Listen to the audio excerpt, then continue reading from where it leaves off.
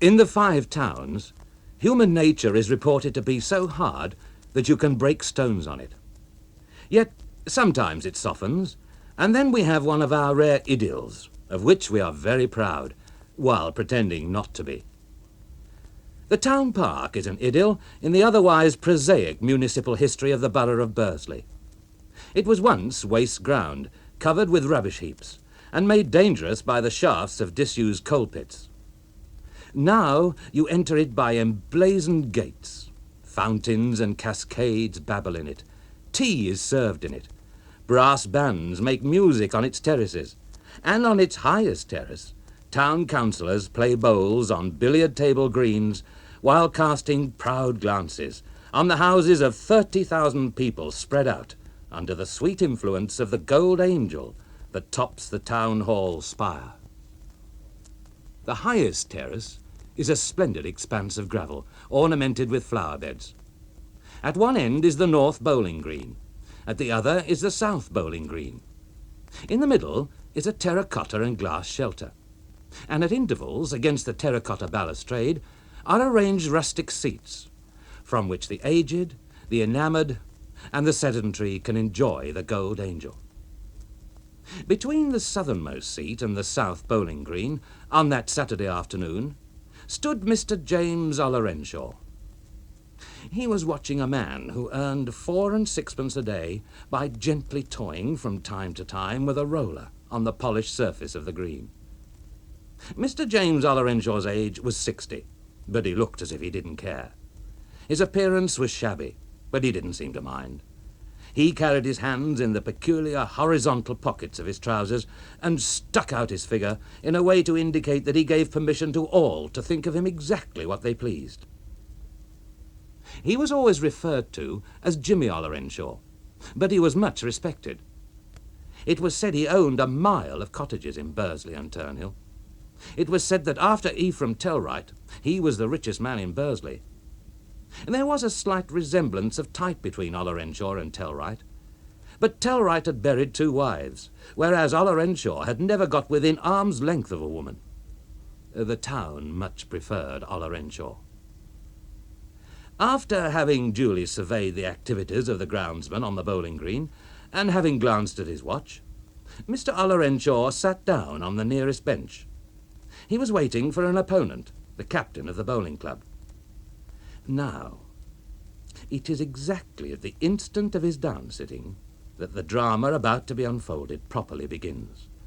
For, strolling along from the northerly extremity of the terrace to the southern was a young woman.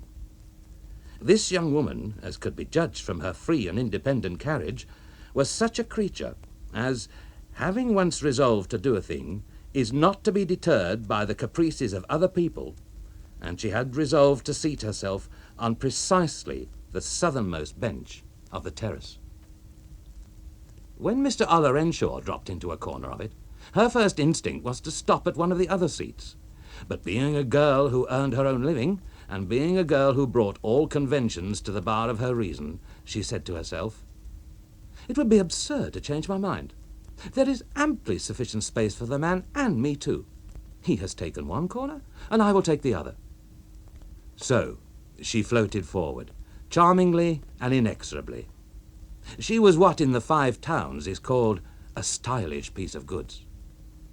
She wore a black and white frock and long black gloves, and she held over her serenity a black parasol richly flounced with black lace, a toilet unusual in the district, and as effective as it was unusual. She was a tall girl and generously formed, with a complexion between fair and dark. Her age, perhaps, about 25. Approaching, step by dainty and precise step, the seat invested by Mr. James Ollerenshaw, she arrived at the point whence she could distinguish the features of her forestaller. You see, she was somewhat short-sighted, and if she had not been more afraid of her own contempt than of anything else in the world, she would have run away. However, her fear of her own contempt kept her spine straight, her face towards the danger, and her feet steadily moving. "It's not my fault," she said to herself. "I meant to occupy that bench, and occupy it I will. What have I to be ashamed of?" And she did occupy the bench. She arranged her dress and her parasol and her arms and the exact angle of her chin. And there gradually fell upon her that stillness which falls upon the figure of a woman when she has definitely adopted an attitude in the public eye. Having satisfied her obstinacy by sitting down on the seat of her choice, she might have ended a mysteriously difficult situation by rising again and departing, of course with due dignity. She wished to do so, but she could not command her limbs. She just sat there, like a stoical fly on a pin. The agony might have been prolonged had not an extremely startling and dramatic thing happened. James Ollerenshaw spoke, and nobody was more surprised than James Ollerenshaw by his brief speech, which slipped out of him quite unawares. "Well, lass, how goes it like?"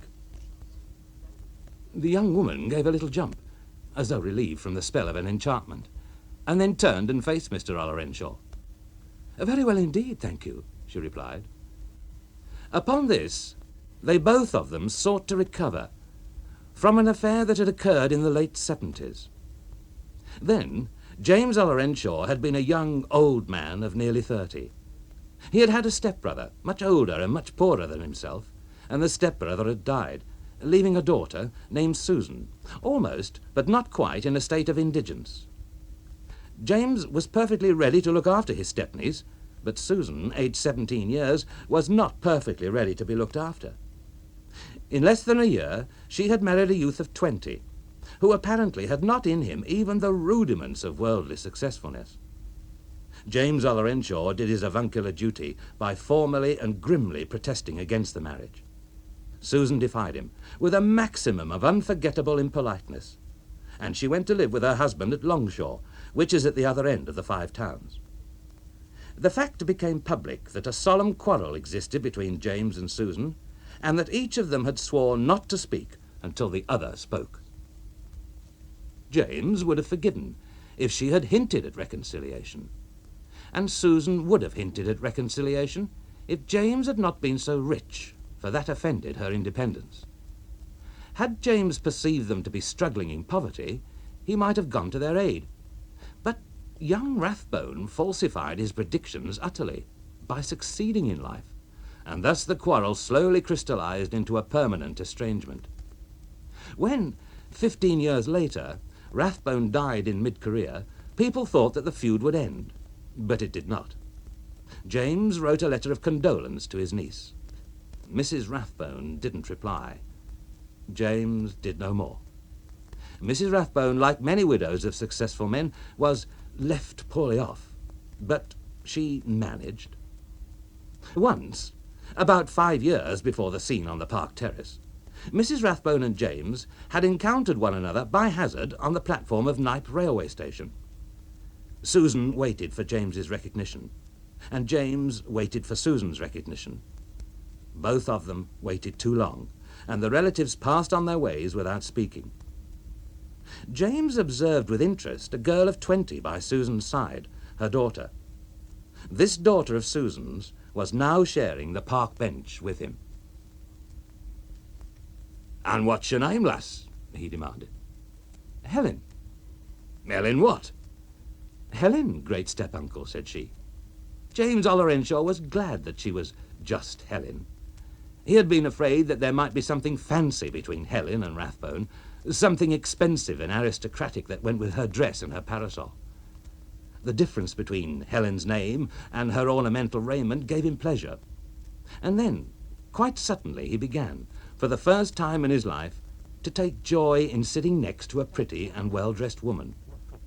As for Helen, she liked him. She had liked him for 5 years, ever since her mother had pointed him out on the platform of Knype railway station. She saw him closer now, and he was older than she'd been picturing him. She felt she was much wiser than he was, and that she could teach him a great deal. She saw how wrong he and her mother had been to quarrel, and the notion of all the happiness which he had missed in his solitary, unfeminized bachelor existence brought tears into her eyes. James had no suspicion that he was an object of pity. He imagined that he had conducted his career fairly well. He knew no one with whom he would have changed places. He regarded Helen as an extremely agreeable little thing, with her absurd air of being grown up. She had called him great step-uncle, thus conferring on him a sort of part proprietorship in her, and he was proud of her. The captain of the bowling club came along, and James Ollerenshaw gave him just such a casual nod as he might have given to a person of no account. The nod seemed to say, "Match this if you can. It's mine, and there's nothing in the town to beat it. Mrs. Proctor herself hasn't got more style than this." Of this Mrs. Proctor, more later. "What you doing in Bosley?" James demanded. "I'm living in Bosley," she retorted smartly. "Living here?" He stopped, and his hard old heart almost stopped too. If not in mourning, she was in semi-mourning. Surely Susan had not had the effrontery to die away in Longshore without telling him. "Mother is married again," said Helen lightly. "Married?" He was staggered. "Yes, and gone to Canada." The wind was knocked out of him. "Yes, Mother fell in love. Don't you think it was funny?" "That's as may be." "We both thought it was awfully funny," Helen said. "Both? Who else is there?" "Why, Mother and I, of course. We used to laugh over it. You see, Mother is a very simple creature, and she's only 44. "She's above 44, James corrected. "Happen she's not such a simple creature as you thought her for, me lass." "You don't mean to infer," said Helen with cold dignity, "that my mother would tell me a lie?" "All as I mean is that Susan was above 39 5 years ago, and I can prove it. I had to get her birth certificate when her father died, and I fancy I've got it by me yet." Helen looked up into her parasol, and then it occurred to her that her wisest plan would be to laugh. So she laughed. She laughed in almost precisely the same manner as James had heard Susan laugh 30 years previously, before love had come into Susan's life and blown their fragile relations to pieces. A few minutes earlier, the sight of great step-uncle James had filled Helen with sadness, and he had not suspected it. Now her laugh filled James with sadness, and she did not suspect it. In his sadness, however, he was glad that she laughed so naturally. "It was just like Mother to tell me fibs about her age," said Helen, "and I shall write and tell her she's a horrid, mean thing. I shall write to her this very night."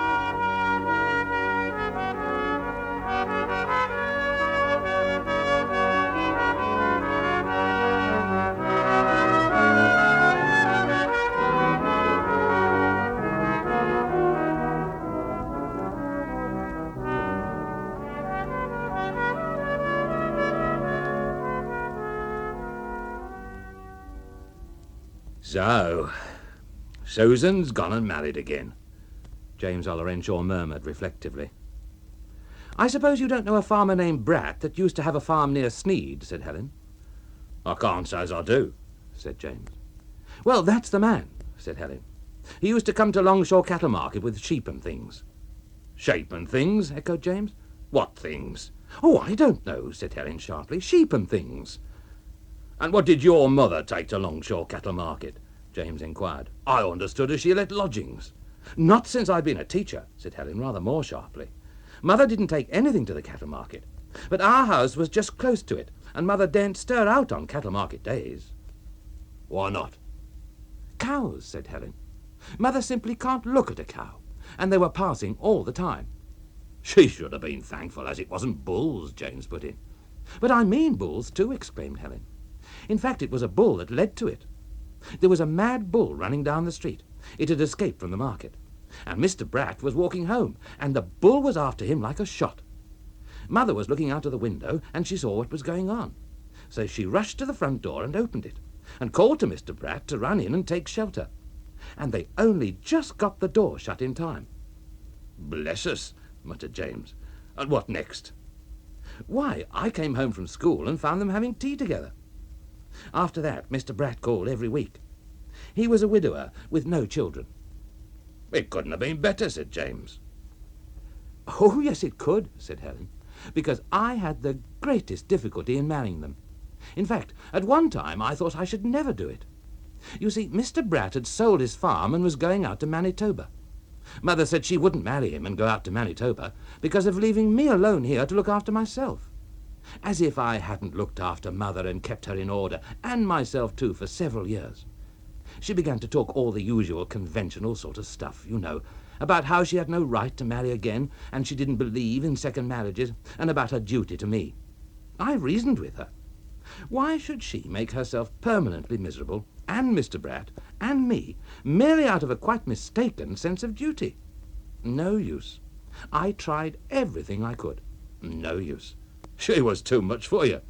Oh, no, said Helen condescendingly. I'd made up my mind. I arranged things with Mr. Bratt. He quite agreed with me. He took out a license at the registrar's, and one Saturday morning I went out with Mother to buy the meat and things for Sunday's dinner, and I got her into the registrar's office. And, well, there she was. Now, what do you think? What? Her last excuse was that she couldn't be married because she was wearing her third best hat. Don't you think it's awfully funny? That as may be, said James. When was all this? Just recently, Helen answered. They sailed from Glasgow last Thursday but 2. And Susan's left you to take care of yourself? Now, please don't begin talking like Mother, Helen said frigidly. I've certainly got less to take care of now than I had. But what difficulty I had in getting her off, even after I'd safely married her. I had to promise that if I felt lonely, I'd go and join them. But I shan't. You won't? No, I don't see myself on a farm in Manitoba, do you? I don't know as I do, said James, examining her appearance, with a constant increase of his pride in it. So you saw 'em off at Glasgow? I reckon she made a great fuss. Fuss? Cried. Oh, yes, of course. Did you cry, miss? Of course I cried, said Helen passionately, sitting up straight. Why do you ask such questions? And us'll never see Susan again? Oh, of course I shall go over and see them, said Helen. I only meant that I shouldn't go to stop. I dare say I shall go next year in the holidays. Helen and her great step-uncle were very happy as they sat there on the bench. Each of them, being gifted with common sense, they didn't mar the present by regretting past stupidity, nor did they mar the present by worrying about the future. They liked one another. She liked him because he was old and dry, and because he had a short laugh and a cynical and even wicked gleam of the eye that pleased her, and because he had spoken to her first, and because his gaze wandered with an admiring interest over her dress and her sunshade. And he liked her because she was so exquisitely fresh and candid, so elegant, so violent and complete a contrast to James Ollerenshaw, so absurdly sagacious and sure of herself, and perhaps because of a curve in her cheek, and a suggestion of enigma in her large and liquid eye. By now the conversation had left Susan and her caprices, and had reached Helen and her solid wisdom. But you haven't told me what you're doing in Bosley, said the old man. I'm teaching at the Park Road Board School. I got transferred from Longshore. I never liked Longshore, and I always like a change. What does teach? Oh, everything. You must be very useful to him, said James. What do they pay you for teaching everything? £72, said Helen. It'd be cheap at 100, lass, unless there's a whole crowd on you as can teach everything. Can you sew? Sew, she exclaimed. I've given lessons in sewing for years, and cookery, and mathematics. I used to give evening lessons in mathematics at Longshore Secondary School. Great step-uncle James gazed at her. It was useless for him to try to pretend to himself that he was not secretly struck all of a heap by the wonders of the living organism in front of him. He was. However, he had no intention of striking his flag. Mathematics, he murmured. I lay you can't tell me the interest on £89 for 6 months at 4.5%. Consols happened to be at 89 that day. Her lips curled. "I'm surprised you should encourage me to gamble," said she. "But I'll bet you a shilling I can. And I'll bet you 1 shilling against half a crown that I do it in my head, if you like. And if I lose, I'll pay." She made a slight movement, and he noticed for the first time that she was carrying a small purse as black as her glove. He hesitated, and then he proved what a wise and experienced man he was. "No," he said. "I'll none bet ye, lass." He had struck his flag. Helen clearly saw this. Yet did she cease firing? Not a bit. She gave him a shattering broadside, well knowing that he had surrendered. Her disregard of the ethics of warfare was deplorable. £2 and 1 halfpenny to the nearest farthing, said she, a faint blush crimsoning her cheek. Mr. Ollerenshaw glanced round at the bowling green, where the captain in vain tried to catch his eye. "I make no doubt you can play the piano," he remarked, when he had recovered. "Certainly," she replied. "Not that we have to teach the piano, no, but it's understood that one or another of us can play marches for the children to walk and drill to. In fact, for something less than 30 shillings a week, we do pretty nearly everything except build the schools." She spoke bitterly. 30 shillings a week, said James, acting with fine histrionic skill. "I thought, as you said, £72 a month." "Oh, no, you didn't," she protested firmly. "So don't try to tease me. I never joke about money. Money's a very serious thing." "There's a chip off toad block," James told himself, delighted. "You must be the same as them hospital nurses," he said aloud. "You do it because you like it, for love on it, as they say." "Like it? I hate it. I hate any sort of work. What fun do you suppose there is in teaching endless stupid children, and stuffing in classrooms all day, and correcting exercises, and preparing sewing all night? If you didn't do that, what should you do?" "I shouldn't do anything unless I was forced. I don't want to do anything except enjoy myself. Read, play the piano, pay visits, and have plenty of really nice clothes. I can tell you this, if I didn't need the money, I'd never go inside that school again, or any other." She was heated. "Don't you mean to say," he asked, "that Susan and that there young farmer have gone gadding off to Canada and left you all alone with nothing?" "Of course they haven't," said Helen. "Why, Mother is the most generous old thing you can possibly imagine. She's left all her own income to me." "How much?" "Well, it comes to rather over 30 shillings a week." "And can't a single woman live on 30 shillings a week? Bless us, I don't spend 30 shillings a week myself." Helen raised her chin. "A single woman can live on 30 shillings a week? But what about her frocks?" "Well, what about her frocks?" he repeated. "Well," she said, "I like frocks. I spend nearly all I earn on them." And her eyes, descending, seemed to say, "Look at the present example." £70 a year on your clothes? You're not serious, lass." She looked at him coldly. "I am serious." Experienced as he was, he had never come across a fact so incredible as this. He ignored the danger in her voice. "All I can say is you ought to be ashamed of yourself, lass." £70 a year on clothes. He too was serious. Now, James Ollerenshaw was not the first person whom Helen's passion for clothes had driven into indiscretions. Her mother, for example, had done battle, and though Helen had been the victor, her campaigns had left her on this matter touchy, as the word is used in the Five Towns. "I shall be very much obliged if you will not speak to me in that tone," said she. "When I venture to criticize your private life, I shall expect you to criticize mine, and not before. I don't want to be rude, but I hope you understand, great step-uncle." James Ollerenshaw flushed. A girl, the daughter of the chit Susan, to address him so? He rose, and the captain of the bowling club excusably assumed that James was at length going to attack the serious business of the day. "Now, Mr. Ollerenshaw," he called out. But James turned his back on the captain, moved off, and then he realized that in the last 6 words of Helen's speech there had been a hint of regret for pain caused. He realized further the great universal natural law that under any circumstances, when any man differs from any pretty and well-dressed woman, he is in the wrong. He returned to Helen, who bravely met his eyes. "I'm off on," he said hoarsely. "It's me tea time." Happen you'll come along with me, like?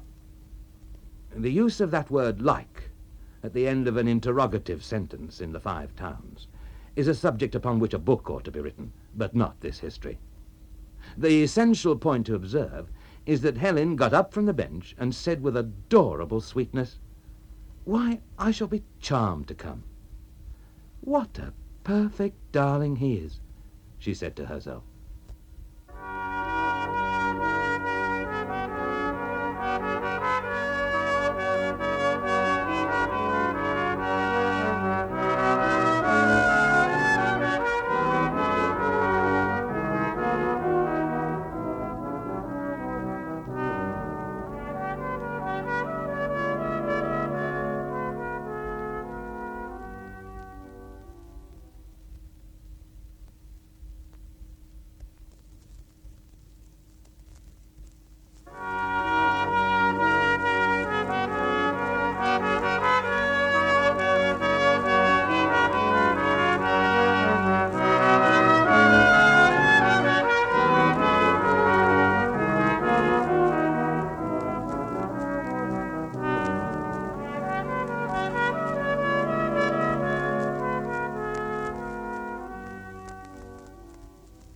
As they descended into town, Helen and James Ollerenshaw saw approaching them Mrs. Proctor and her stepson, Emmanuel Proctor. Mrs. Proctor may be described as the dowager of Bursley, the custodian of its respectability and the summit of its social ladder. You could not climb higher than Mrs. Proctor. She lived at Hillport, and even in that haughty suburb there was none who dared palter with an invitation from Mrs. Proctor. She was stout and deliberate. She had waving flowers in her bonnet and pictures of flowers on her silken gown. Much of her figure preceded her as she walked. Her stepson had a tenor voice and a good tailor. His age was 30. Now, Mrs. Proctor was simply nothing to James Ollerenshaw. They knew each other by sight, but their orbits did not touch. James would have gone by Mrs. Proctor as indifferently as he would have gone by a policeman or a lamppost. As for Emmanuel, James held him in mild, benignant contempt. But when, as the two pairs approached one another, James perceived Emmanuel furtively shifting his gold-headed cane from his right hand to his left, and then actually raise his hat to Helen, James swiftly lost his indifference. He also nearly lost his presence of mind. Despite his wealthy indifference to Mrs. Proctor, despite his distinguished scorn of Emmanuel, despite the richness of Helen's attire, he was astounded and deeply impressed to learn that Helen had the acquaintance of people like the Proctors. Further, except at gravesides, James Ollerenshaw had never in his life raised his hat. Hat-raising formed no part of his code of manners. He believed that all people who raised hats did so from a snobbish desire to put on airs. Happily, he kept his presence of mind, and decided in the fraction of a second what he must do. He raised his hat, praying that Helen would not stop to speak. His prayer was answered. In order to keep up the pretense that hat-raising was a normal function of his daily life, James was obliged to continue talking as he and Helen walked on, but neither of them said a word as to the Proctors.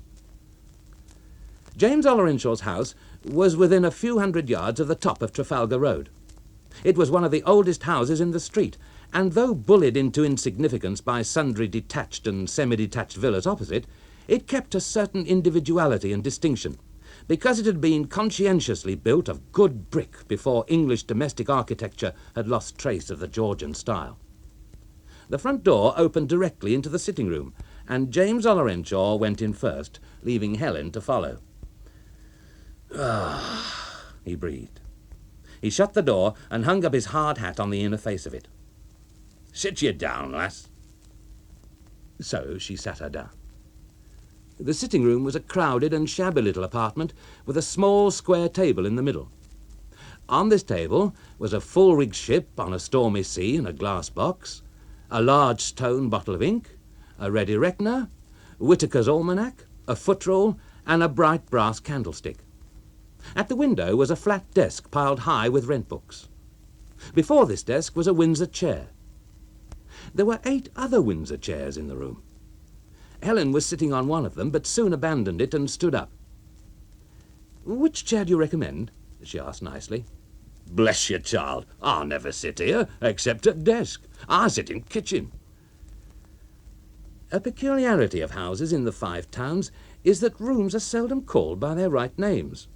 James Ollerenshaw's sitting room, though surely few apartments could show more facilities than it showed for sitting, was not used as a sitting room, but as an office. The kitchen, though it contained a range, was not used as a kitchen, but as a sitting room. The scullery, though it had no range, was filled with a gas cooking stove and used as a kitchen. And the backyard was used as a scullery. Helen's eyes swept the room. "I suppose you have a good servant," she said. "I've a woman as comes in," said James, "but her isn't in the house at the moment." This latter statement was a wilful untruth on James's part. He had distinctly caught a glimpse of Mrs. Butt's figure as he entered. "Well," said Helen kindly, "it's quite nice, I'm sure. You must be very comfortable, for a man. But of course one can see at once that no woman lives here." "Dost mean to say as it isn't clean, lass?" "The brasses are very clean," said Helen. Such virtuosity in the art of innuendo is the privilege of one sex only. "Come into kitchen, lass," said James, after he had smiled into a corner of the room, "and take off them gloves and things." "But great step, uncle, I can't stay." "You'll stop for tea," said he, firmly, "or my name isn't James Ollerenshaw." He preceded her into the kitchen. The door between the kitchen and the scullery was half closed, but in the aperture he again had a momentary glimpse of the eye of Mrs. Butt. "I do like this room," said Helen enthusiastically. "Uninterrupted view of backyard," said Ollerenshaw. "Sit you down, lass."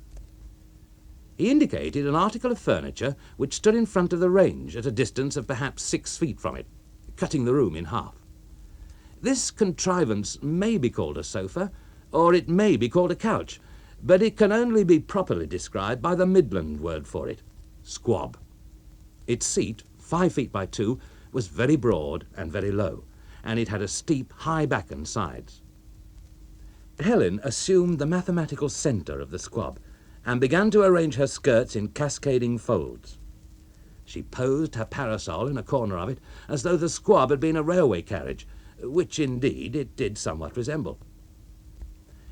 "By the way, lass," James demanded, "what's that as swishes?" "What's what?" "What's that as swishes?" She looked puzzled for an instant, then laughed, a frank, gay laugh, such as the kitchen had never before heard. "Oh," she said, "it's my new silk petticoat, I suppose. You mean that?" She brusquely moved her limbs, reproducing the delicious rustle of concealed silk.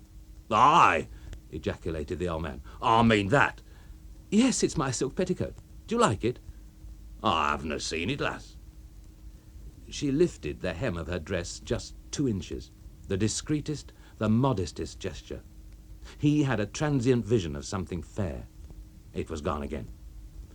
"I don't know as I dislike it," said he. He was standing facing her, his back to the range. Suddenly he turned to the corner to the right of the range, where a velvet Turkish smoking cap depended from a nail. He put on the cap, of which the long tassel curved down to his ear. Then he faced her again, putting his hands behind him and raising himself at intervals on his small, well-polished toes. She lifted her 2 hands simultaneously to her head and began to draw pins from her hat, which pins she placed one after another between her lips. Then she lowered the hat carefully from her head and transfixed it anew with the pins. "Will you mind hanging it on that nail?" she requested. He took it as though it had been of glass and hung it on the nail. Without her hat she looked as if she lived there, a jewel in a pipe case. She appeared to be just as much at home as he was. And they were so at home together that there was no further necessity to strain after a continuous conversation. With a vague smile she gazed round and about, at the warm, cracked, smooth red tiles of the floor, at the painted green walls, at the tea-table with its coarse grey cloth and thick crockery spread beneath the window. "So you have all your meals here?" she ventured. "Aye," he said. "I have what I call my meals here." "Why," she cried, "don't you enjoy them?" "I eat 'em," he said. "What time do you have tea?" she inquired. 4 o'clock, said he, sharp. But it's 2:45 now, she exclaimed, pointing to a clock. And didn't you say your servant was out? Aye, He mysteriously lied. her's out. Happen her's gone to get a bit of fish or something. Fish? Do you always have fish for tea? I have what I'm given, he replied. I fancy a snack for me tea. Something tasty, you know. Why, she said, you're just like me. I adore tea. I'd sooner have tea than any other meal of the day. But I never yet knew a servant who could get something tasty every day. The trouble is they always think that if you like a thing one day, you'll like the same thing every day for the next 3 years. Aye, he said dryly. I used to like a kidney, but it's more than 3 years ago. He stuck his lips out and raised himself higher than ever on his toes. She laughed, almost boisterously. I can't help telling you, she said. You're perfectly lovely, great step-uncle.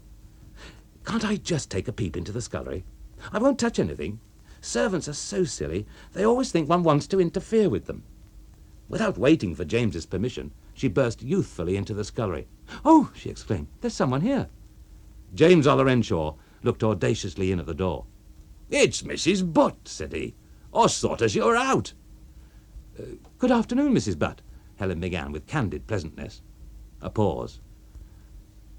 Good afternoon, miss. And what have you got for Uncle's tea today? Something tasty? I've got this, said Mrs. Butt, as she pointed to an oblate spheroid which lay on a plate near the gas stove. It was a kidney. From James. It's not cooked yet, I see, Helen observed, and the clock finished her remark. No, miss, it's not cooked, said Mrs. Butt. To tell you the honest truth, miss, I've been learning instead of cooking this here kidney. She picked up the kidney in her pudding-like hand and gazed at it. I'm glad the brasses is clean, miss, at any rate, though the house does look as though there was no woman about the place, and servants are silly. I'm thankful to heaven as the brasses is clean. Come into me scullery and welcome. Said Uncle James. This repeated remark of his seemed to rouse the fury in Mrs. Butt. You may say, Master Ollerenshaw, you may say, as much as you're a mind. Then to Helen. Come in, miss, come in. Don't be afraid of servants. And finally, with a striking instinct for theatrical effect, But I go out! She flung the innocent and yielding kidney to the floor, snatched up a bonnet, cast off her apron, and departed. Well, said James Ollerenshaw, you've done it now.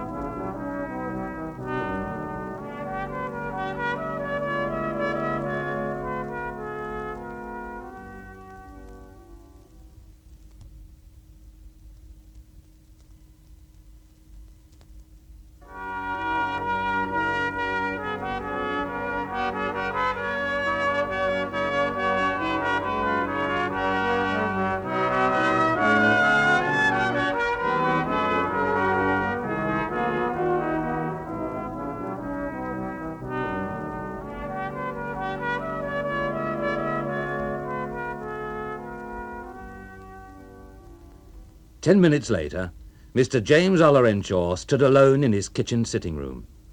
He thought back over the afternoon that was drawing to a close in a manner which piled thrilling event on thrilling event. Mrs. Butt had departed. For unnumbered years, Mrs. Butt had miscooked his meals, and her dropping of the kidney with a plop on the unsympathetic floor of the scullery had constituted a dramatic moment in 3 lives. After Mrs. Butt's departure, Helen had delicately picked up the kidney between finger and thumb, turned it over, and then put it on a plate. "That's a veal kidney," she observed. Yes. What art going to do, lass? "I'm going to get our tea," she'd said. At the words "our tea," James Ollerenshaw was conscious of an agreeable, somewhat disturbing sensation of being tickled in the small of his back. Well, he'd asked her, what can I do? Wouldn't it be a good thing for you to go out for a walk?" she'd replied. "Tea will be ready at 4:30. I go for no walk, he said positively. She smiled at him. "Very well, as you wish, but do go into another room at any rate." So there he was in the middle room, the kitchen, listening to her movements behind the door. He heard the running of water and the mild explosion of lighting the gas stove. Then he heard nothing, until she burst into the kitchen with a swish of silk. "My dear uncle," she protested, "please do make yourself scarce. You're in my way, and I'm very busy." She went to the cupboard and snatched at some plates. "Have you got all as you want?" he questioned her, anxious to be of assistance. "Everything," she answered, with just the least hint of an intention to crush him. "Have you indeed?" He did not utter this exclamation aloud, but with it he applied balm to his secret breast. The truth was, he knew that she had not got all she wanted. He knew that, despite her extraordinary capableness, despite her ability to calculate mentally the interest on £89 for 6 months at 4.5%, she could not possibly prepare the tea without coming to him and confessing that she had not got everything she wanted. You cannot have tea without tea leaves, and James Ollerenshaw kept the tea leaves in a tea caddy, locked in his front room. He had an extravagant taste in tea. He fancied China tea that cost 5 shillings a pound, but he was the last person to leave China tea that costs 5 shillings a pound to the economic prudence of a Mrs. Butt. So, every day, Mrs. Butt brought to him the teapot, warmed, and a teaspoon, and he unlocked the tea caddy, dispensed the right quantity of tea, then relocked the tea caddy. And there was no other tea in the house. So, with a merry heart, the callous fellow went into the front room as he had been bidden. On one of the chairs was a black octagonal case, which he opened and drew out a concertina, all inlaid with mother-of-pearl. Then he went to the desk, and from under a pile of rent books he extracted several pieces of music and selected one. This he reared up on the mantelpiece against 2 brass candlesticks. The piece of music bore the illustrious name of George Frederick Handel. It was the Hallelujah Chorus. James Ollerenshaw played the Hallelujah Chorus with much feeling and expression. He understood the Hallelujah Chorus to its profoundest depths, which was not surprising in view of the fact that he had been playing it regularly since before Helen was born. Nevertheless, the grandeur of his interpretation appeared to produce no effect whatever in the scullery, neither alarm or ecstasy.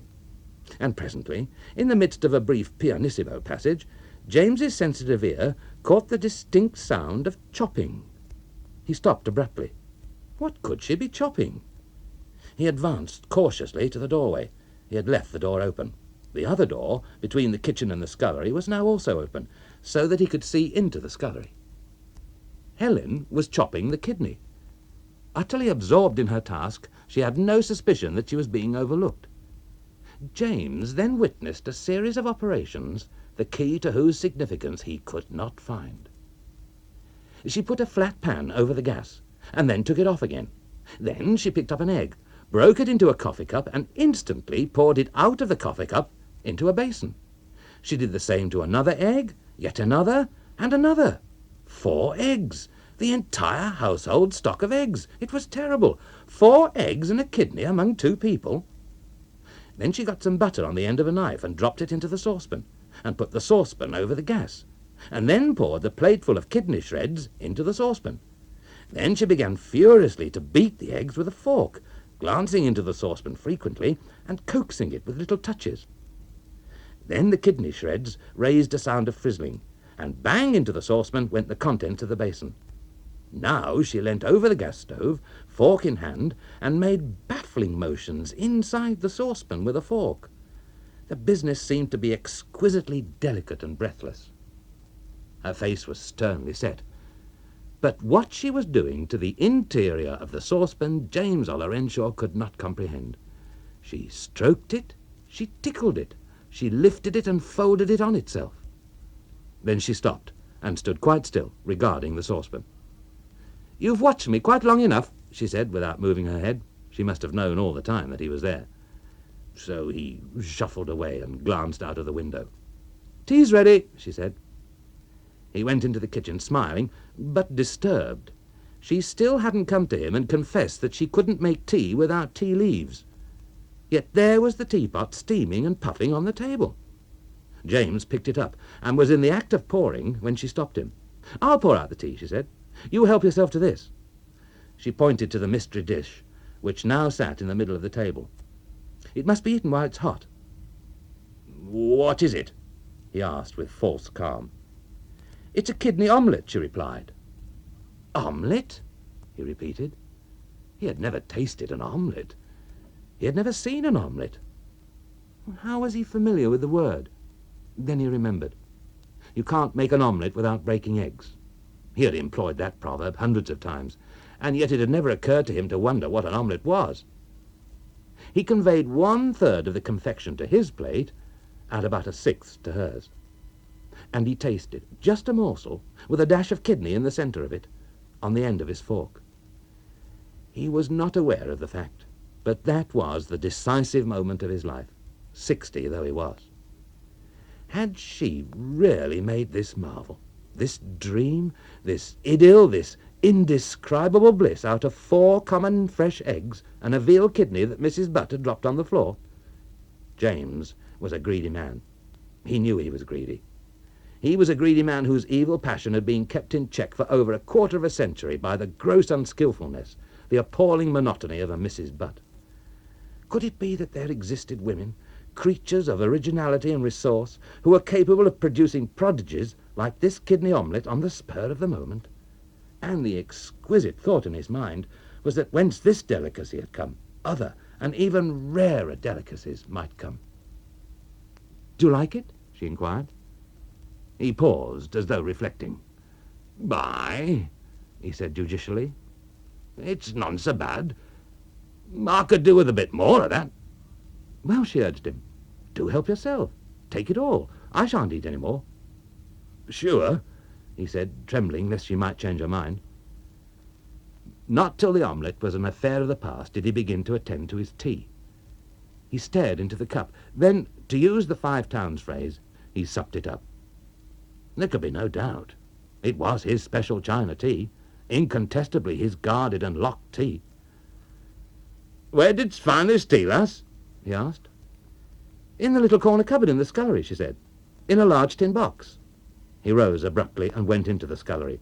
Indubitably, there was a large tin box, pretty nearly half full of his guarded tea, in the corner cupboard. He returned, the illusions of half a lifetime shattered. "That there woman was a thief," he announced. "What woman?" "Mrs. Butt." And he explained all his elaborate precautions for the preservation of his China tea. Helen was wholly sympathetic. The utter correctness of her attitude towards Mrs. Butt was balm to him. Only one theory was conceivable. The wretched woman must have had a key to his caddy. During his absence from the house, she must have calmly helped herself to tea at 5 shillings a pound, a spoonful or so at a time. "You can't have her back, as she isn't honest, even if she comes back," said Helen. "Oh, I won't come back," said James. "Then what shall you do, my poor dear uncle?" "Nay," said he, "I mun ask you that. It was you as was the cause of her going." "Oh, uncle," she exclaimed, "how can you say such a thing?" And she added seriously, "You can't be expected to cook for yourself, can you?" He noticed with satisfaction that she had taken to calling him simply uncle instead of great step-uncle. "I shall stay and look after your supper." "Yes, and what about tomorrow?"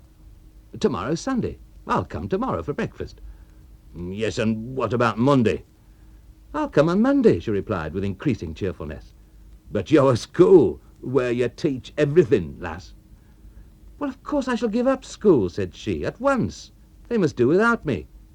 Supposing you had been dangerously ill, I should have come, and they would have managed without me. Therefore they can manage without me. Therefore they must." He kept up a magnificent gloom until she left for the night. And then he danced a hornpipe of glee, not with his legs, but in his heart. He had deliberately schemed to get rid of Mrs. Butt by means of Helen Rathbone. That was why he had encouraged her to talk freely about servants, being well aware that Mrs. Butt was in the scullery. He had made a tool of the unsuspecting, good-natured Helen, smart though she was. He had transitory qualms of fear about the possible expensiveness of Helen. He had decidedly not meant that she should give up school and nearly 30 shillings a week. But still, he had managed her so far, and he reckoned that he could continue to manage her. Helen wrote the same evening to her mother. "I saw the fat old servant in the scullery at once," she wrote. "But Uncle thought she wasn't there. I instantly decided that I would get rid of her. And I did so, and poor uncle never suspected. In a few days I shall come to live here. It's much safer. Supposing he was taken ill and died and left all his money to hospitals and things. How awfully stupid that would be. I told him I should leave the school, and he didn't turn a hair. He's a dear, and I don't care a fig for his money, except to spend it for him. I've no intention that we shall stay here. I think I shall take a large house up at Hillport. Uncle is only old in some ways. In many ways he's quite young, so I hope he won't mind a change. By the way, he told me about your age. My dearest mother, how could you? Etc. In such manner came Helen Rathbone to keep house for her great step-uncle.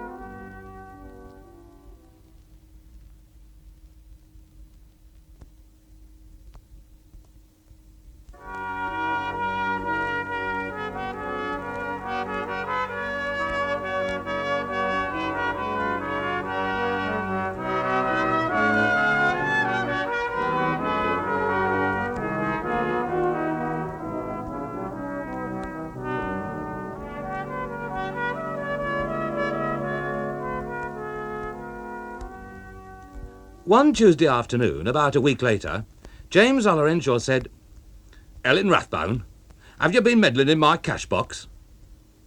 They were sitting in the front room. Helen in a light grey costume that cascaded over her chair and half the next chair, and James Ollerenshaw in the déshabillé of his Turkish cap. James was at his desk. "You left the key in your cash box this morning, Uncle," said Helen, glancing up from a book, "while you were fiddling with your safe in your bedroom." James didn't like the word fiddling. "Well," he said, "and if I did, I wasn't upstairs more nor 5 minutes. "Yes, but you see, I was in a hurry to go out marketing, and I couldn't wait for you to come down." He ignored this remark. "There's a £10 note missing," said he. "Where hast hidden it?" "My dear uncle," she replied, "I've not hidden your £10 note. I wanted some money in a hurry, so I took it. I've spent some of it." "Spent some of it? How much has spent?" "Oh, I don't know, but I make up my accounts every night." "Lass," said he, staring firmly out of the window, "this wunna do. I'll let you know at once. This wunna do." He was determined to be master in his own house. She was also determined to be master in his own house. "May I ask you what you mean, Uncle?" He hesitated. He wasn't afraid of her, but the aristocratic, insolent perfection of her gown gave him pause. "If you wanted money, why didn't you ask me for it?" he demanded. "I've been here over a week," said she, "and you've given me £1 and a postal order for 10 shillings, which I had to ask for. Surely you must have guessed, Uncle, that I was bound to want more. Something like 70 meals have been served in this house since I entered it." "I gave Mrs. Butt £1 a week," he observed. "But think what a good manager Mrs. Butt was," she said, with the sweetness of a saint. James was accustomed to distributing satire, but not to receiving it. "It's easy enough to ask for money when you want it," he spluttered. "I hate asking for money," she said. "All women do." "Then am I to be inquiring every morning whether you want money?" "Certainly, Uncle," she answered. "How else are you to know?" James Ollerenshaw stood up. "Helen Rathbone," he began, but at that precise second a dog-cart stopped in front of the house, deposited a lady of commanding mien, and dashed off again. The lady knocked at James's front door. "Bless us!" he murmured angrily, and opened the door. Then he recognised the lady. It was Sarah Swetnam, eldest child of the large and tumultuously intellectual Swetnam family that lived in a largish house in a largish way higher up the road. "Is Miss Rathbone here?" Before he could reply, there was an ecstatic cry behind him, "Sally!" and another in front of him, "Nell!" It appeared that they hadn't met for some years, Sally having been in London. The reunion was an affecting sight. They kissed, through Sally's veil first, and then she lifted the veil, and 4 vermilion lips clung together. Sally was even taller than Helen, and older, more brazen. They both sat down, and in 3 minutes Helen had told Sarah Swetnam everything about her leaving the school and about her own establishment with her great step-uncle. Sarah seemed delighted. "And there are your books, I see," she said, pointing to a few hundred books that were stacked in a corner. "How lovely!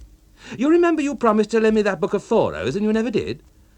"Next time you come, I'll find it for you," said Helen. Next time she came? This kind of visit would occur frequently then. They were talking just as if James Ollerenshaw had been in Timbuktu instead of by the mantelpiece, when Sally suddenly turned on him. "It must be very nice for you to have Nell like this." She addressed him with a glowing smile. He said nothing. He was tongue-tied. "It's a great change for you." "Aye," he agreed. "It's that." The next moment the two women had decided that they would ascend to Helen's bedroom to look at a hat, which, James was surprised to learn, Helen had seen in Brunt's window that morning and had bought on the spot. No wonder she'd been in a hurry to go marketing. No wonder she'd spent some of his £10 note. While he'd been labouring, collecting his rents and arranging for repairs throughout the length and breadth of Bursley and Turnhill, she, under pretence of marketing, had been flinging away £10 notes at Brunt's. The whole business was fantastic, simply and madly fantastic. He saw with all the clearness of his masculine intellect that it must cease. For days he had imagined himself in heaven with a seraph who was also a good cook. He had 40 times congratulated himself on catching Helen. And now... At this point, there was a second and equally imperious knock at the door. Mr. Emmanuel Proctor stood on the doorstep. Mr. Emmanuel Proctor was an impeccable young man, and the avowed delight of his tailor, whose bills were paid by Mrs. Proctor. "Is Miss Rathbone at home?" asked Emmanuel. "Helen?" "Yes." "Aye," said James grimly. "Her's quite at home." "Can I see her?" "Happen you'd better step inside," said James. "Thanks, Mr. Ollerenshaw. What, fine weather we're having." James shut the door, went into the kitchen and called up the stairs. "Helen, a young man to see you." In the bedroom, Helen and Sarah Swetnam had exhausted the Brunt hat and were spaciously at sea in an enchanted ocean of miscellaneous gossip. Sarah shared the bed with the hat. Helen knelt at a trunk. "Whatever made you think of coming to Bursley?" Sarah questioned. "Well, don't you think it's better than Longshore?" said Helen. "Yes, my darling child, but that's not why you came. I believe it was your deliberate intention to capture your great-uncle. Anyhow, I congratulate you on your success." "Aha," Helen murmured, smiling to herself. "I'm not out of the wood yet." "What do you mean?" "Well, you see, Uncle and I haven't quite decided whether he is to have his way or I am to have mine. We were both thinking about it when you happened to call." And then, as there was a little pause, "Are people talking about us much?" "I've only been back a day or two, so I can scarcely judge," said Sarah. "But Lillian came in from the art school this morning with an armful of chatter." "Let me see," Helen said. "Is Lillian the youngest or the next to the youngest? When I saw her last, she had a ribbon in her hair and she looked 10. She's 18. And haven't you heard?" "Heard what?" "Do you mean to say you've been in Bursley a week and more, and you haven't heard? Surely you know Andrew Dean?" "I know Andrew Dean," said Helen, and said nothing else. "When did you last see him?" "Oh, about a fortnight ago." "It was before that. He didn't tell you? Well, it's just like him, that is. That's Andrew all over." "What is?" "He's engaged to Lillian. It's the first engagement in the family, and she's the youngest but one." Helen shut the trunk with a snap, then opened it and shut it again. And then she rose, smoothing her hair. "I scarcely know Lillian," she said coldly, "but I must call and congratulate the child." "No, Andrew Dean didn't breathe a word." "I may tell you as a dreadful secret, Nell, that we aren't any of us in the seventh heaven about it." "Why not?" "I don't know. But I pretend to be, lest Lillian should imagine I'm jealous." It was at this point that the voice of James Ollerenshaw announced a young man. The remainder of that afternoon was like a bewildering dream to James. His front room seemed to be crowded with a multitude of peacocks. Yet there were only 3 persons present besides himself. Decidedly, they were not of his world. They chattered of tennis, novels, music, and particularly of amateur operatic societies. James acquired the information that Emmanuel was famous as a singer of songs. "Suppose we have tea," said Helen. She picked up a little brass bell which James hadn't seen before and tinkled it. The prospect of tea produced in James a feeling of satisfaction, even though he remained in ignorance of the methods by which Helen meant to achieve it. She had rung the bell and gone on talking, as if the tea would cook itself and walk in on its hind legs and ask to be eaten. Then the new servant entered with a large tray. James had never seen such a servant. She was wearing a black frock, and various parts of the frock and the top of her head were covered with stiffly starched white linen. Helen coolly instructed her to place the tray on James's desk, which she did, brushing irreverently aside a number of rent books. On the tray there was nothing whatever to eat but a dozen slices of the thinnest conceivable bread and butter. What a fall this was from kidney omelettes! When the alleged tea was over, James got to his feet and slid silently into the kitchen. Emmanuel Proctor and the mannequin airs of Emmanuel Proctor made him positively sick. He had not been in the kitchen more than a minute before he was aware of amazing matters in the conversation he'd left behind. "Yes," said Helen, "it's small." "But, my child," Sarah said, "you've always been used to a small house, surely. I think it's just as quaint and pretty as a little museum. Would you like to live in a little museum?" A laugh from Emmanuel, and the voice of Helen proceeding, "I've always lived in a small house, just as I've taught 6 hours a day in school. But not because I wanted to. I like room. I dare say that Uncle and I may find another house one of these days." "Up at Hillport, I hope," Emmanuel put in.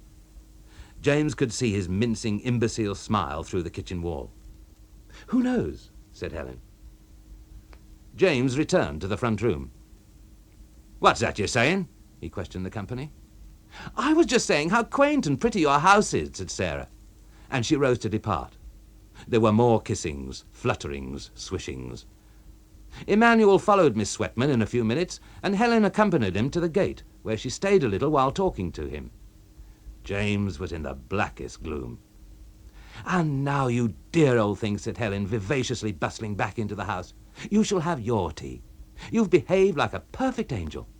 And she kissed him on the cheek, very excitedly, as he thought. She gave him another kidney omelette for his tea, and with a taste of it in his mouth, he could not recur to the question of the £10 note all at once.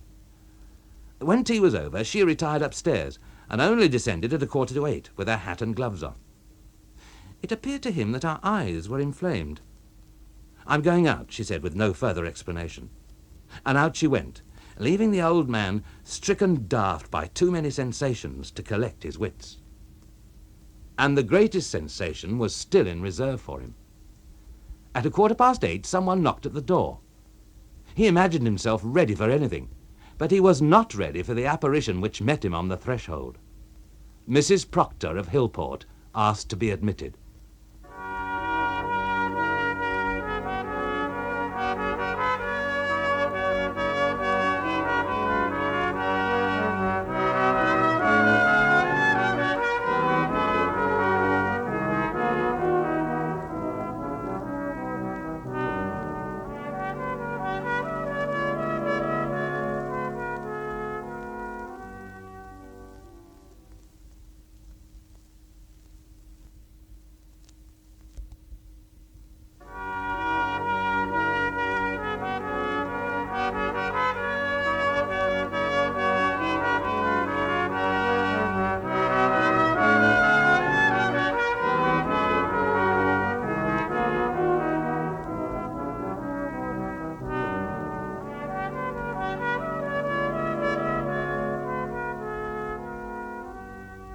Mrs. Proctor smiled.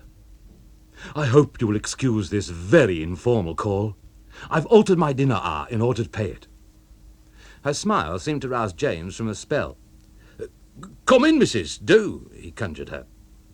Mrs. Proctor, while a dowager, was still considerably younger than James. With her rich figure, her excellent complexion, her carefully cherished hair, and her apparel, she was a woman to captivate a man of 60, whose practical experience of the sex extended over 9 days.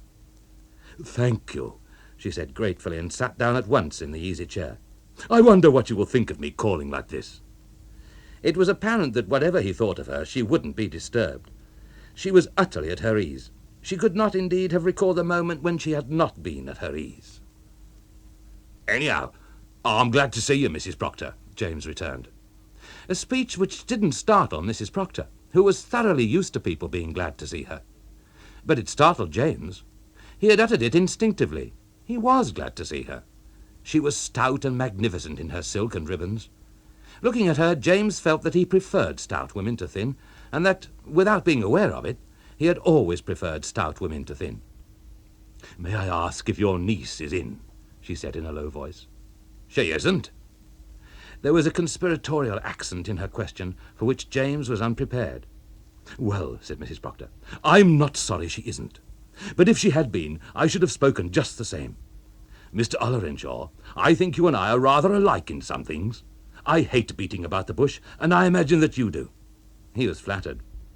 "I expect," said he, "it's pretty well known in this town as I'm not one as beats about the bush." "Good," said she. "You know my stepson, Emmanuel?" "He was here a bit since," James replied. "What do you think of him?" "Well, missus, as we are beating about the bush, I think he's a fool." "Now that's what I like," she exclaimed, quite ravished. "He is a fool, Mr. Ollerenshaw, between ourselves.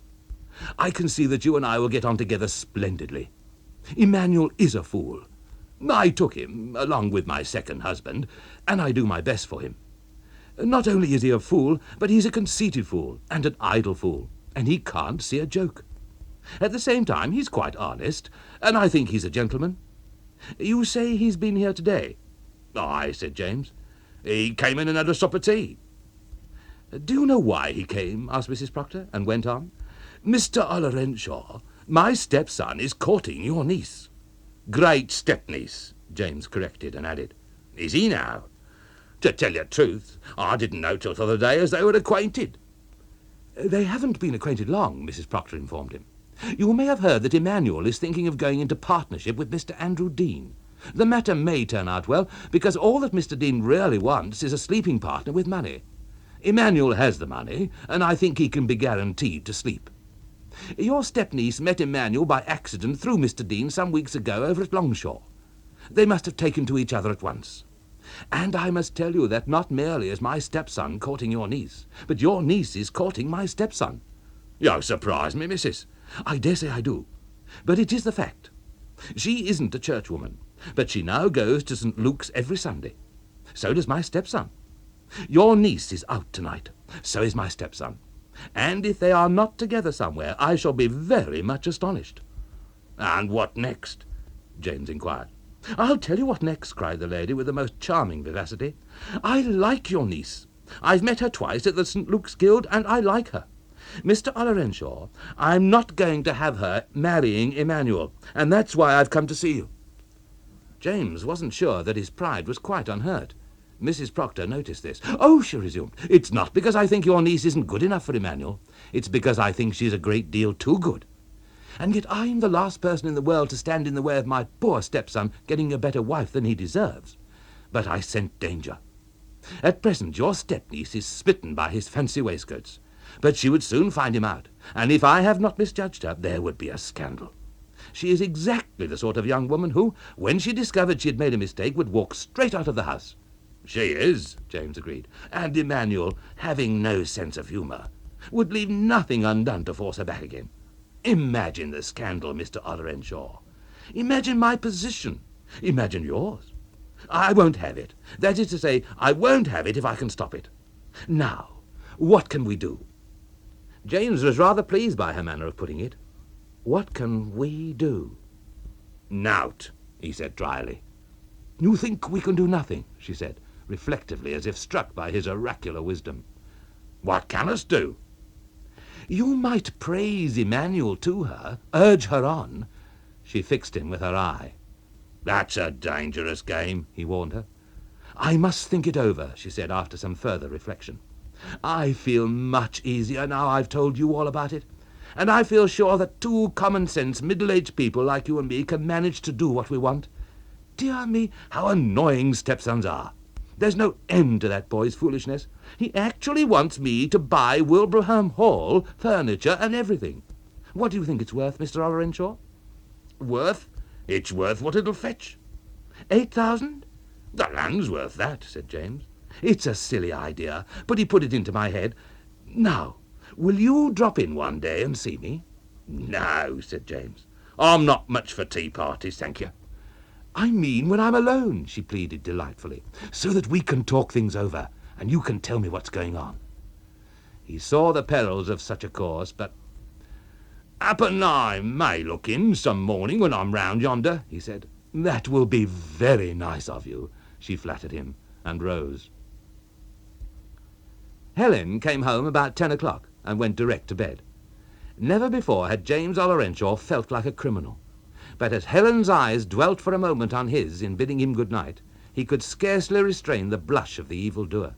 And him 60. What an incredible day he had lived through. He had an unsatisfactory night, that is to say, in the matter of sleep, but at about 5 a.m. he clearly perceived that Mrs. Proctor's plan for separating Emmanuel and Helen by bringing them together was not a wise one. He was convinced that, notwithstanding Mrs. Proctor's fears, Helen had not for an instant thought of Emmanuel as a husband, and he determined to have a plain talk with her that morning at breakfast. He descended at 7:30 as usual. His post, which lay scattered at the front door, did not interest him, nor could he work, according to his custom, at his accounts. He walked across the room to the piles of Helen's books against the wall, picked one up and began to read it. The hurried, pretentious striking of the kitchen clock startled him. He peeped into the kitchen. Not a sign of breakfast. Not a sign of the new servant with her starched frills. And for 30 years he had breakfasted at 8 o'clock precisely. At that moment Helen appeared. "Good morning, uncle." She was cold and prim. "The servant hasn't come," said he. He did his best to keep a grieved astonishment out of his voice. "Oh," she murmured calmly, "I'm not surprised. You'll never get servants to be prompt in the morning when they don't sleep in the house, and there's no room for Georgiana to sleep in the house." Georgiana, preposterous name. "Mrs. Butt was always prompt. I'll say that for her," he replied. Just then Georgiana came. "Good morning, Georgiana," Helen greeted her, much more kindly than she had greeted her uncle.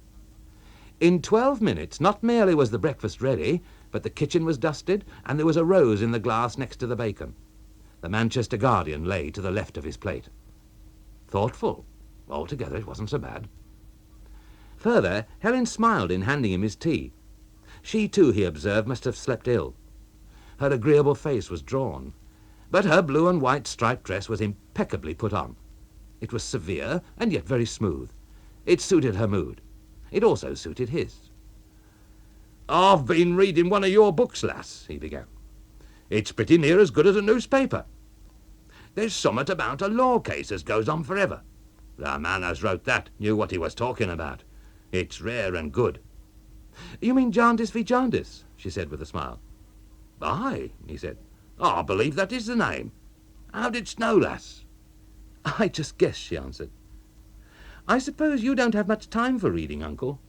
"Not me," he said. "I'm one of the busiest men in Bosley." "I've noticed that," she said. "But what can you expect, with all those rents to collect yourself? Of course, I think you're quite right to collect them yourself. Rent collectors can soon ruin a property." Her tone was exceedingly sympathetic and comprehending. "You're right, lass," he said. "It's small houses as mean trouble. You're never done." "It's all small, isn't it?" she went on. "About how much do the rents average? 3 and 6 a week?" "About that," he said. She was a shrewd guesser. "I reckon as I can do all my collecting between 9 o'clock Monday and noon Tuesday." "It's incredible to me how you can collect it all in a day and a half," she pursued. "Why, how many houses are there?" "Near 240, Bosley," he responded. "And in Turnhill?" "Over 100. 120. So that, first and last, you have to handle about £60 each week. That's 3,000 a year." Her tone was still innocuously sympathetic. Nevertheless, he felt that he'd been entrapped. "I expect that you must have saved at the very least £30,000 by this time," she reflected. He offered no remark. "That means another £30 a week." He persisted in offering no remark. "By the way," she said, "I must look into my household accounts. How much did you tell me you allowed Mrs. Butt a week for expenses? £1, he replied shortly. She made no comment. You don't own this house, do you? She inquired. No, he said. What's the rent? £18. Reluctant is a word that inadequately describes his attitude. The worst of this house is that it has no bathroom, she remarked. Still, £18 a year is £18 a year. Her tone was faultless in its innocent, sympathetic common sense. Then suddenly she left the table. The keel butter at £1 a pound is quite good enough, Georgiana, he heard her exhorting the servant in the scullery. 10 minutes later, she put 10 sovereigns in front of him. There's that £10 note, she said politely. I've got enough of my own to get on with. She fled ere he could reply, and not a word had he contrived to say to her concerning Emmanuel.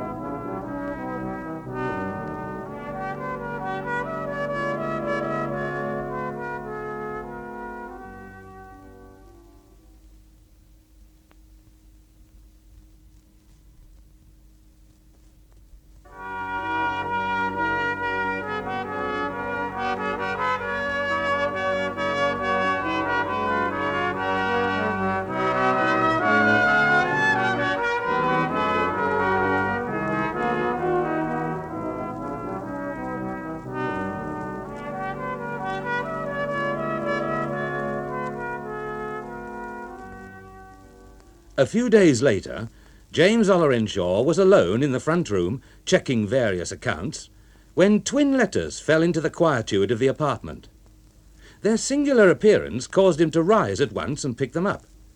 They were sealed with a green seal, and addressed in a large and haughty hand, one to Helen and the other to himself.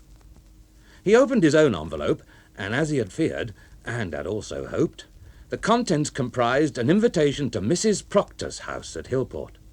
The signature was Mrs. Proctor's. Believe me, yours most cordially and sincerely, Flora Proctor.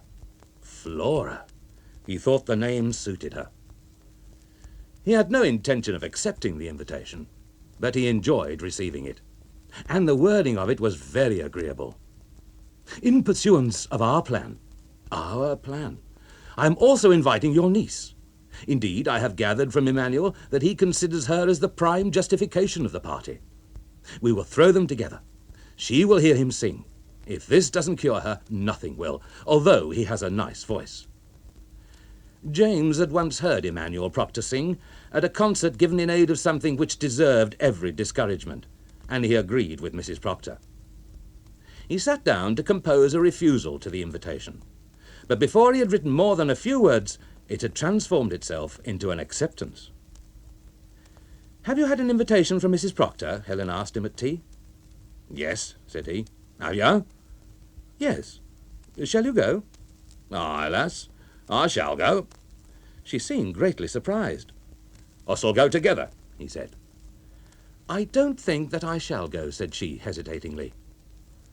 If you didn't mean to go, why did you give young Proctor to understand as you would go? It's because you're ashamed of being seen there with your old uncle, and I'm sorry for it. Uncle, she protested, how can you say such a thing?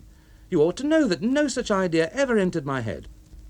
He did know that no such idea had ever entered her head, and he was secretly puzzling for the real reason for her projected refusal. Of course, if you take it that way, she went on, I will go. James, when he accepted the invitation, had not surmised the experiences which lay before him. He had meant to ride to Hillport in the tramcar, which ran past Mrs. Proctor's gates, but Helen told him to order a cab.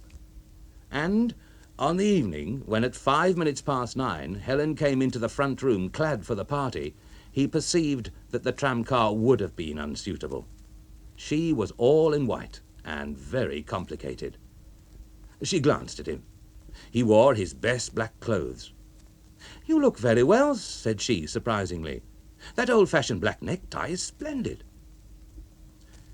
When he descended with his fragile charge in Mrs. Proctor's illuminated porch, Another cab was just ploughing up the gravel of the drive in departure, and nearly the whole tribe of Swetnams was on the doorstep. There were Sarah Swetnam, her brother Ted, the lawyer, her brother Ronald, the borough surveyor, her brother Adams, the bank cashier, and her sister Enid, aged 17, who was always called Joss by the family. Lillian, the newly affianced one, wasn't in the crowd. "Where's Lillian?" Helen asked abruptly.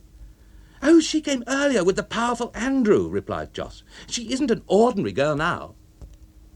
The Swetnam boys, who had the air of doing now what they did every night of their lives, led the way through the long hall to the drawing-room. A piano was heard, and as Ronald Swetnam pushed open the drawing-room door for the women to enter, there came the sound of a shocked "shh!" Whereupon the invaders took to the tips of their toes and crept in as sinners. At the farther end, a girl was sitting at a grand piano, and in front of the piano, glorious, effulgent, monarchical, stood Emmanuel Proctor, holding a piece of music horizontally at the level of his waist. Mrs. Proctor was close to the door. "Emmanuel is just going to sing," she whispered. Every head was turned. Emmanuel frowned. The new arrivals slipped cautiously into chairs. James was between Helen and Joss, and he distinctly saw Joss wink at Helen, and Helen wink back. The piano tinkled on, and then Emmanuel's face was observed to change. The frown vanished, and a smile of heavenly rapture took its place.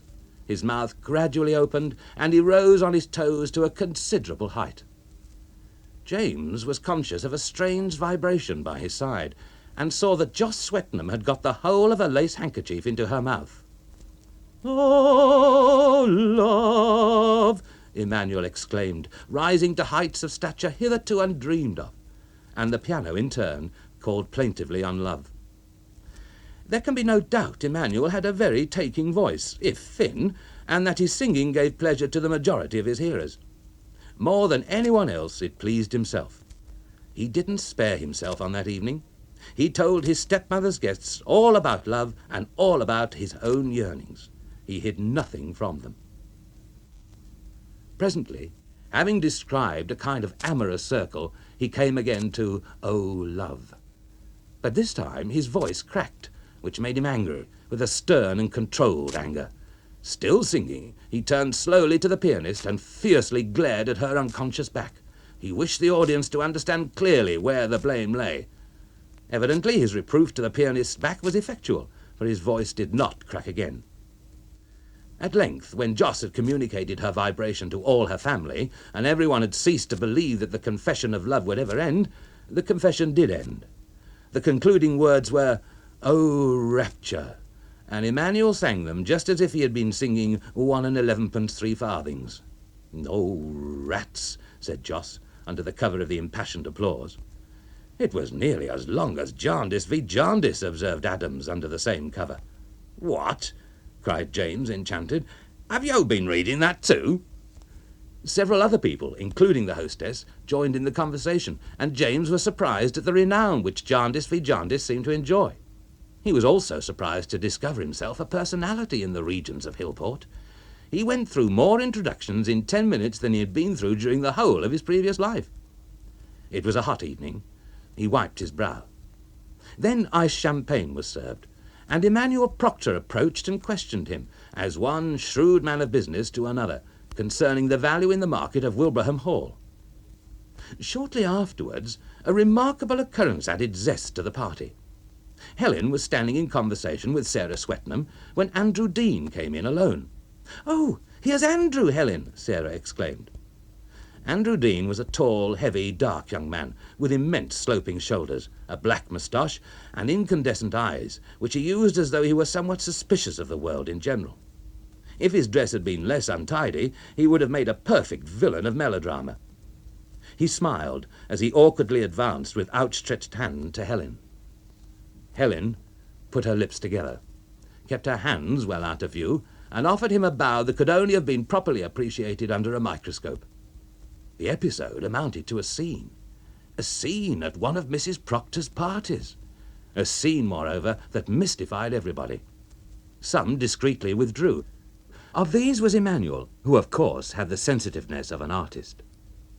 After standing for some seconds like an imbecile stork on one leg, Andrew Dean presently perceived that the discretion of the others was worthy to be imitated. At the door he met Lillian, and they disappeared together arm in arm, as betrothed lovers should.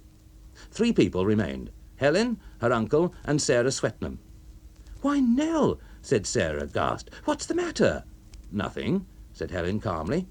"But you usually shake hands with Andrew when you meet him, don't you?" "That depends how I feel, my dear," said Helen. "Then something is the matter." "If you want to know," said Helen, "I overheard Mr. Dean say something about Emmanuel Proctor singing, which I consider very improper." "But we all—" "I'm going out into the garden," said Helen. Pretty how'd you do," James muttered to himself as he meandered to and fro in the hall. "The chit's as fixed on that there Emmanuel Proctor as ever a chit could be." And yet James had caught the winking with Jos Swetnam during the song. Mrs. Proctor loomed up. "Ah, Mr. Ollerenshaw," she said, "everybody seems to be choosing the garden. Shall we go there? This way."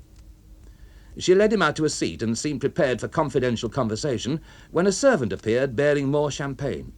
Then a string of young people passed, among them Jos Swetnam. "Oh, Mrs. Proctor," she cried, "what a pity we can't dance on the lawn." "I wish you could, my dear," said Mrs. Proctor. "And why can't she?" demanded James. "No music," said Jos. "You see," Mrs. Proctor explained, "the lawn is at the far end of the garden, and it's impossible to hear the piano so far off." In James's next speech was to be felt the influence of champagne. "Look here," he said. "It's nobbut a step from here to the Green Man, is it?" "The Green Man?" echoed Mrs. Proctor, not comprehending. "Aye, the pub. If you'll send someone round there, and the respects of Mr. Ollerenshaw to Mr. Benskin, that's the landlord, and will he lend me the concertina as I sold him last Martinmas?" "Oh, Mr. Ollerenshaw!" shrieked Jos. "Can you play for dancing? How perfectly lovely it would be." "Well, fancies I can keep your trotters moving, child," said he. Within a quarter of an hour, a fete unique in the annals of Hillport had organised itself on the lawn in the dim, verdurous retreats behind Mrs. Proctor's house. In the midst of the lawn was Mrs. Proctor's famous weeping willow, on whose branches Chinese lanterns had been hung. Under the tree was a cane chair, and on the cane chair sat an ageing man with a concertina between his hands. He put his head on one side and played a few bars, and a dozen couples posed themselves expectantly. "Hold on a bit," the virtuoso called out. "It's a tidy bit draughty here." He put the concertina on his knees, fumbled in his tail pocket, and drew forth a tasselled Turkish cap, which majestically he assumed. Then he struck up definitely, and Mrs. Proctor's party had resolved itself, as parties often do, into a dance. Helen danced with every man except Andrew, and Andrew danced with every woman except Helen. But Mrs. Proctor had been told of the earlier episode, and she had a brief interview with Helen, then another with Andrew. Shortly afterwards, Andrew was observed to approach Helen and ask her for a polka. Helen punctiliously accepted, and he led her out. The outraged gods of social decorum were appeased, and the reputations of Mrs. Proctor and her parties stood as high as ever.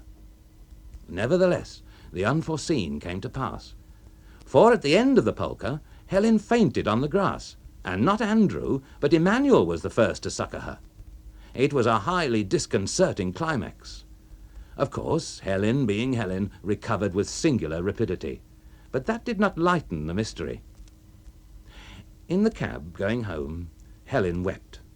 James could scarcely have believed it of her. "Oh, uncle," she half whispered in a voice of grief, "you fiddled while Rome was burning." This obscure saying baffled him, but he was convinced that Mrs. Proctor's scheme for separating Helen and the Apollo Emmanuel was not precisely succeeding.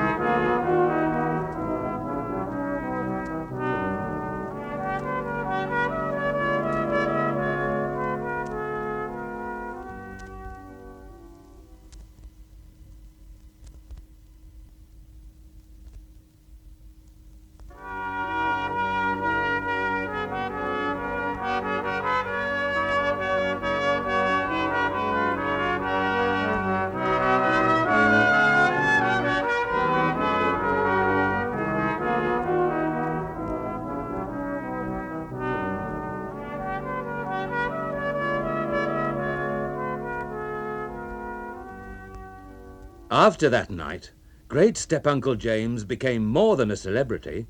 He became a notoriety in Bursley. Aided by nothing but a glass or two of champagne, he had suddenly stepped into the forefront of the town's life. He was a card. He rather liked being a card.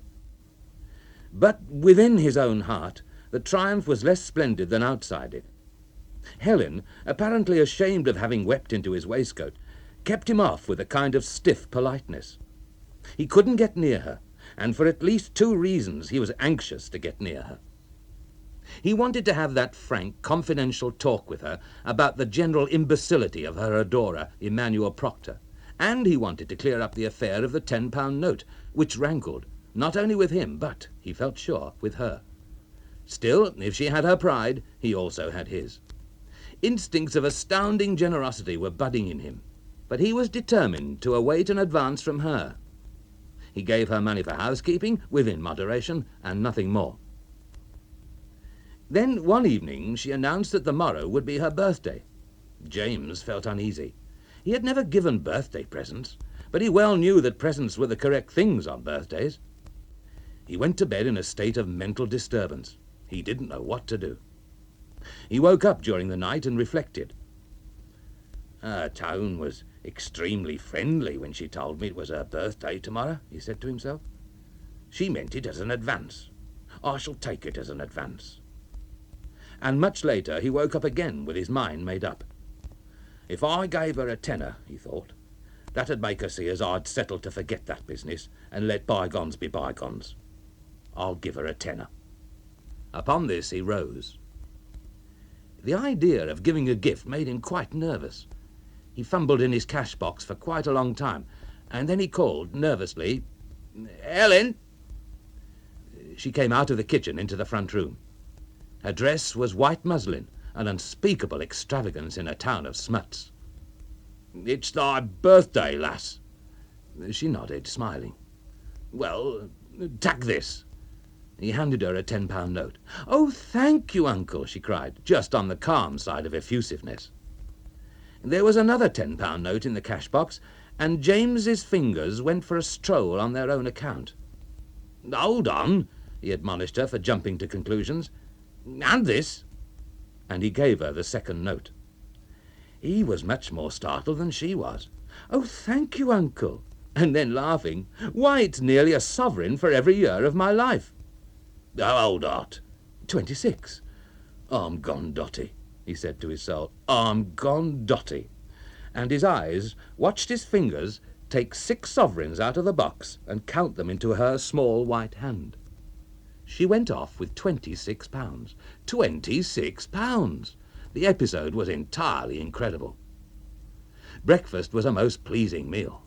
Though acknowledging himself an imbecile, he was obliged to acknowledge also that a certain pleasure springs from a certain sort of imbecility. That same morning he had received from Mrs. Proctor a flattering note, asking him to go up to Hillport and examine Wilbraham Hall with her, and give her his expert advice as to its value, etc. He informed Helen of the plan. "I'll go with you," she said at once.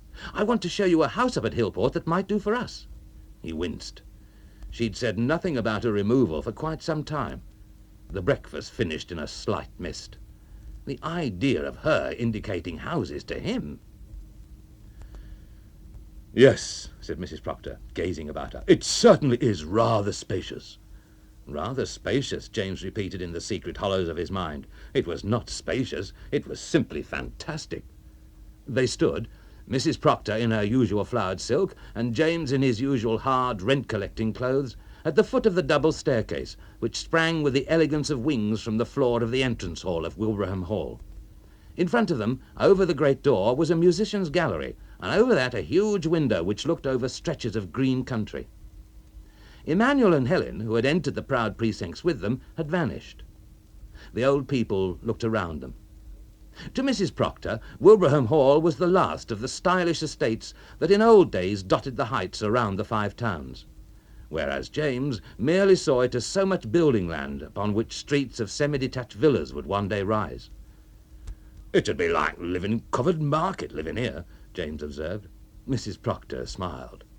I may tell you, Mr. Ollerenshaw, she remarked confidentially, that I have not the slightest intention of buying this place. Emmanuel takes advantage of my good nature. All you have to do is to advise me firmly not to buy it. He acknowledges that you are an authority, and he'll be forced to accept your judgment."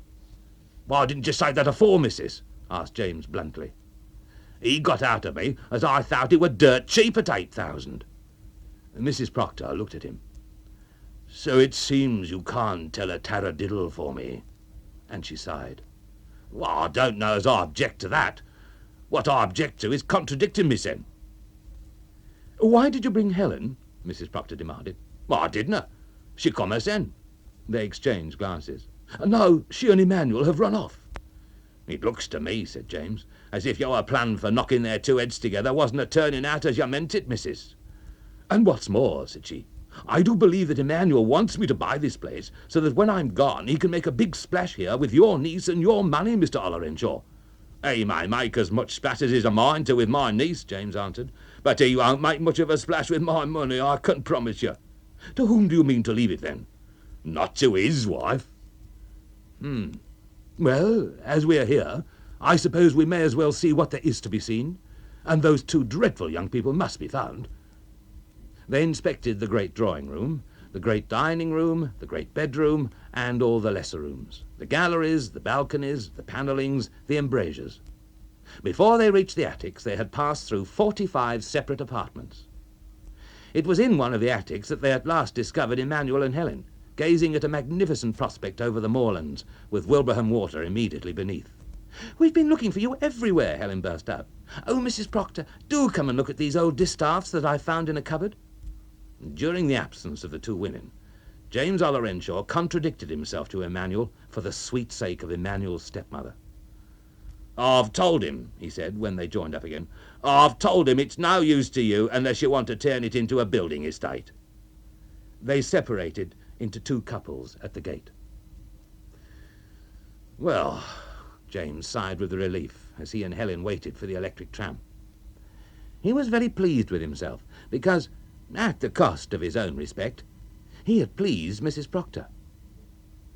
"Well," murmured Helen in response, tapping her sunshade on the edge of the pavement. She seemed nervous. "What about that house as you've so kindly chosen for me up here?" he asked genially. She looked him straight in the eyes. "You've seen it," she said. "What?" he snorted. "When have I seen it?" "Just now," she replied. "It's Wilbraham Hall. I've made Emmanuel give up all idea of it." He laughed, but with a strange sensation in his stomach.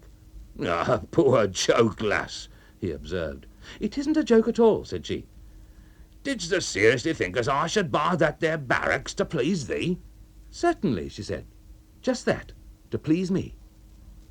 "What for should I buy Wilbraham Hall? What should I do in it?" "Live in it." "Trafalgar Road's good enough for me. I wouldn't ha' minded," he said savagely. "I wouldn't ha' minded going into a house a bit bigger, but—" "Nothing is big enough for me except Wilbraham Hall," she said. He was furious. It was her birthday, and he had given her £26, 10 shillings a week for a year. And now instantly, after that amazing and mad generosity, she had the face to look cross because he wouldn't buy Wilbraham Hall. It was inconceivable. It was unutterable. So he said nothing. "Why shouldn't you, after all?" she resumed. "You've got an income of nearly 5,000 a year. You don't spend the 20th part of it. What are you going to do with it? You're getting an old man. You can't take it with you when you leave the Five Towns. Whom shall you leave your money to? You'll probably die worth £100,000 at this rate. You'll leave it to me, of course, because there's nobody else for you to leave it to. Now, why can't you use it now instead of wasting it in old stockings?" "I bank my money, wench," he hissingly put in. "Old stockings," she repeated loudly. "We could live splendidly at Wilbraham Hall on 2,000 a year, and you'd still be saving nearly 3,000 a year." He said nothing. "Do you suppose I gave up my position at school in order to live in a poky little hole at £18 a year?" "Naturally. It's a great privilege," she pursued, with a vicious inflection that reminded him of Susan, "for a girl like me to live with an old man like you, all alone with one servant and no sitting-room. You think you've got a cheap housekeeper in me, but you haven't. I'm a very good housekeeper, especially in a very large house, but I'm not cheap. The whole outbreak was shocking and disgraceful. James scarcely recognized her. I shall buy no Wilbraham Hall, lass. His voice was final. Greek had met Greek. The tram surged along and swallowed up the two Greeks. They sat down opposite each other. The conductor had hardly turned his back when Helen snapped, with nostrils twitching, "You're a miser! That's what you are! A regular old miser! Everyone calls you a miser! I thought I might do you some good, but it seems I can't." Helen spent the evening in her room. "Goodbye," she said the next morning, most amiably. It was after breakfast. She was hatted, gloved, and sunshaded. "What?" he exclaimed. "Au revoir," she said. "All my things are packed up. I shall send for them. I think I can go back to the school. If I can't, I shall go to Mother in Canada. Thank you very much for all your kindness. If I go to Canada, of course I shall come and see you before I leave." He let her shake his hand. For 2 days he was haunted by memories of kidney omelettes and by the word miser. Miser, eh? Him a miser? Then the natty servant gave notice, and Mrs. Butt called and suggested that she should resume her sway over him. He longed for one of Helen's meals as a drunkard longs for alcohol. Then Helen called, with the casual information that she was off to Canada. She was particularly sweet. The one blot on her conduct was that she congratulated him on the possible return of Mrs. Butt, of which she had heard from the natty servant. "Goodbye, Uncle," she said. "Goodbye." She had got as far as the door when he whispered brokenly, "Lass."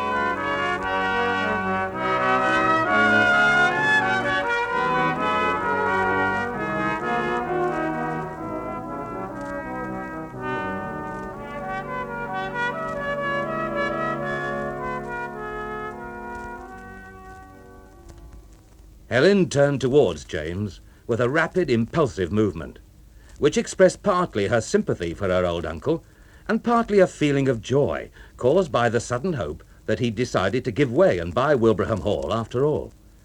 The fact was that, in his secret soul, he had decided to give way.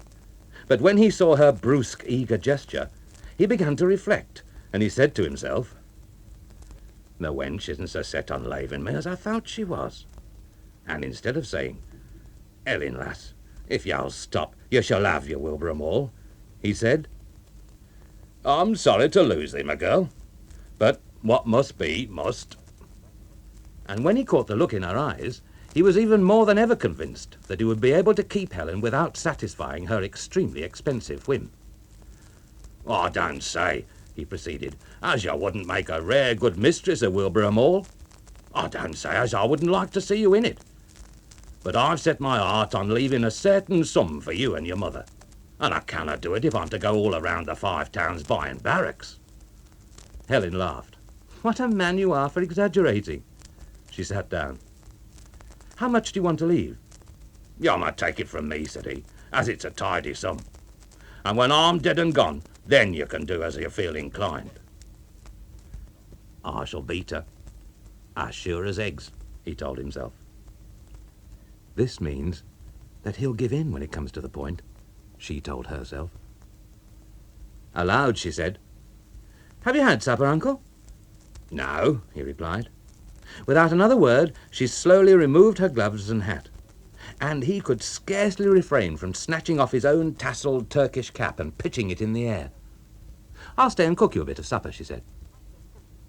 Before she had quitted the room, James saw with clearness that he was quite the astutest man in the world, and that Helen was clay in his hands.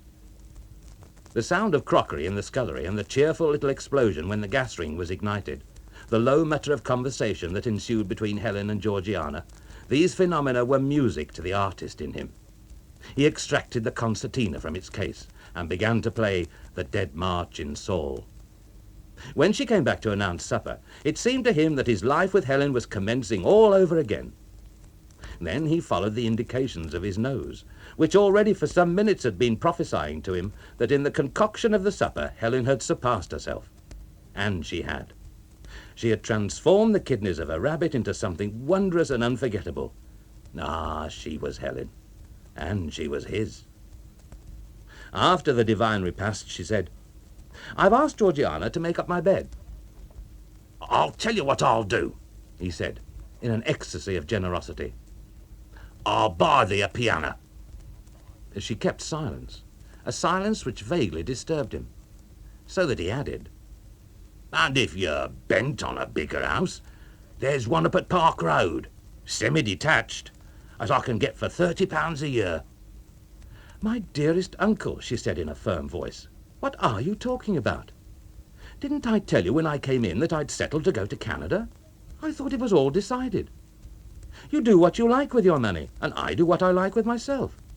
I just thought I would try to make you beautifully comfortable one last time before I left England, and that's why I'm staying. I do hope you didn't imagine anything else, uncle." There. She kissed him as a wise, experienced nurse might have kissed a little boy. For she, too, reckoned herself somewhat of a diplomatist. James Ollerenshaw had no sleep that night, but he came downstairs early with a clear mind. That it would be foolish to persevere further in his obstinacy against Helen, he knew. If he really desired to enrich her, how much better to enrich her at once than at an uncertain date when he would be dead. Dead people can't be thanked. Dead people can't be kissed. Dead people can't have curious dainties offered to them for their supper. And after paying £8,000 for Wilbraham Hall, he would still have about 10 times as much money as he could possibly require. As to his own manner of living, could he not live precisely as he chose at Wilbraham Hall? He could. He could choose a nice little room and put a notice on the door that it was not to be disturbed, and Helen could run the rest of the mansion as her caprice dictated. Yet, much as James wanted to yield, and knew that it was utterly for his own good to yield, pride, the greatest enemy of the human race, forbade him to yield. So he pretended to accept the situation with contented calm, and talked as if Canada was the next street, and as if her going was entirely indifferent to him. Helen imitated him. "Uncle," she said after breakfast was cleared away. He was counting rents in his cash box in the front parlour, and she was leaning over his shoulder. "Well, lass, have you got £25 in that box?" "I shouldn't be surprised," said he. "I wish you'd lend it me. I want to go over to Hanbridge and book my berth, definitely, and I've no loose cash." Now was a chance to yield, but no. "Dost mean to say," he exclaimed, "as you haven't booked your berth? When does steamer sail?" "There's one from Glasgow next Saturday," said she. "I secured the berth, but I didn't pay for it." As she went off with the money, she smiled at him enchantingly. "Will you ask me to come back and cook the dinner?" "Aye," he said. She returned in something over 2 hours. "There you are," she said, putting a blue-green paper into his hand. "Ever seen one of these before?" It was the ticket for the steamer. This staggered him. He could scarcely believe it. She was going, then. She was going. "The boat leaves the Clyde at 10 on Saturday morning," she said. "So we must go to Glasgow on Friday, and stop the night at an hotel." "We?" he murmured aghast. "Well," she said, "you surely won't let me travel to Glasgow all alone, will you? There's an express to Glasgow from Crewe at 1:15, and to catch that we must take the 12:20 at Shawport." She had settled every detail. Thus, on the Friday morning, he met her at Shawport station.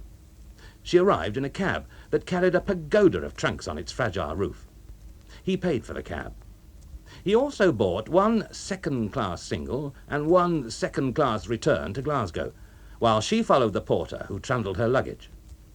When he came out of the booking office, she was purchasing papers at the bookstall, and farther up the platform the porter had seized a paste-brush and was opening a cupboard of labels.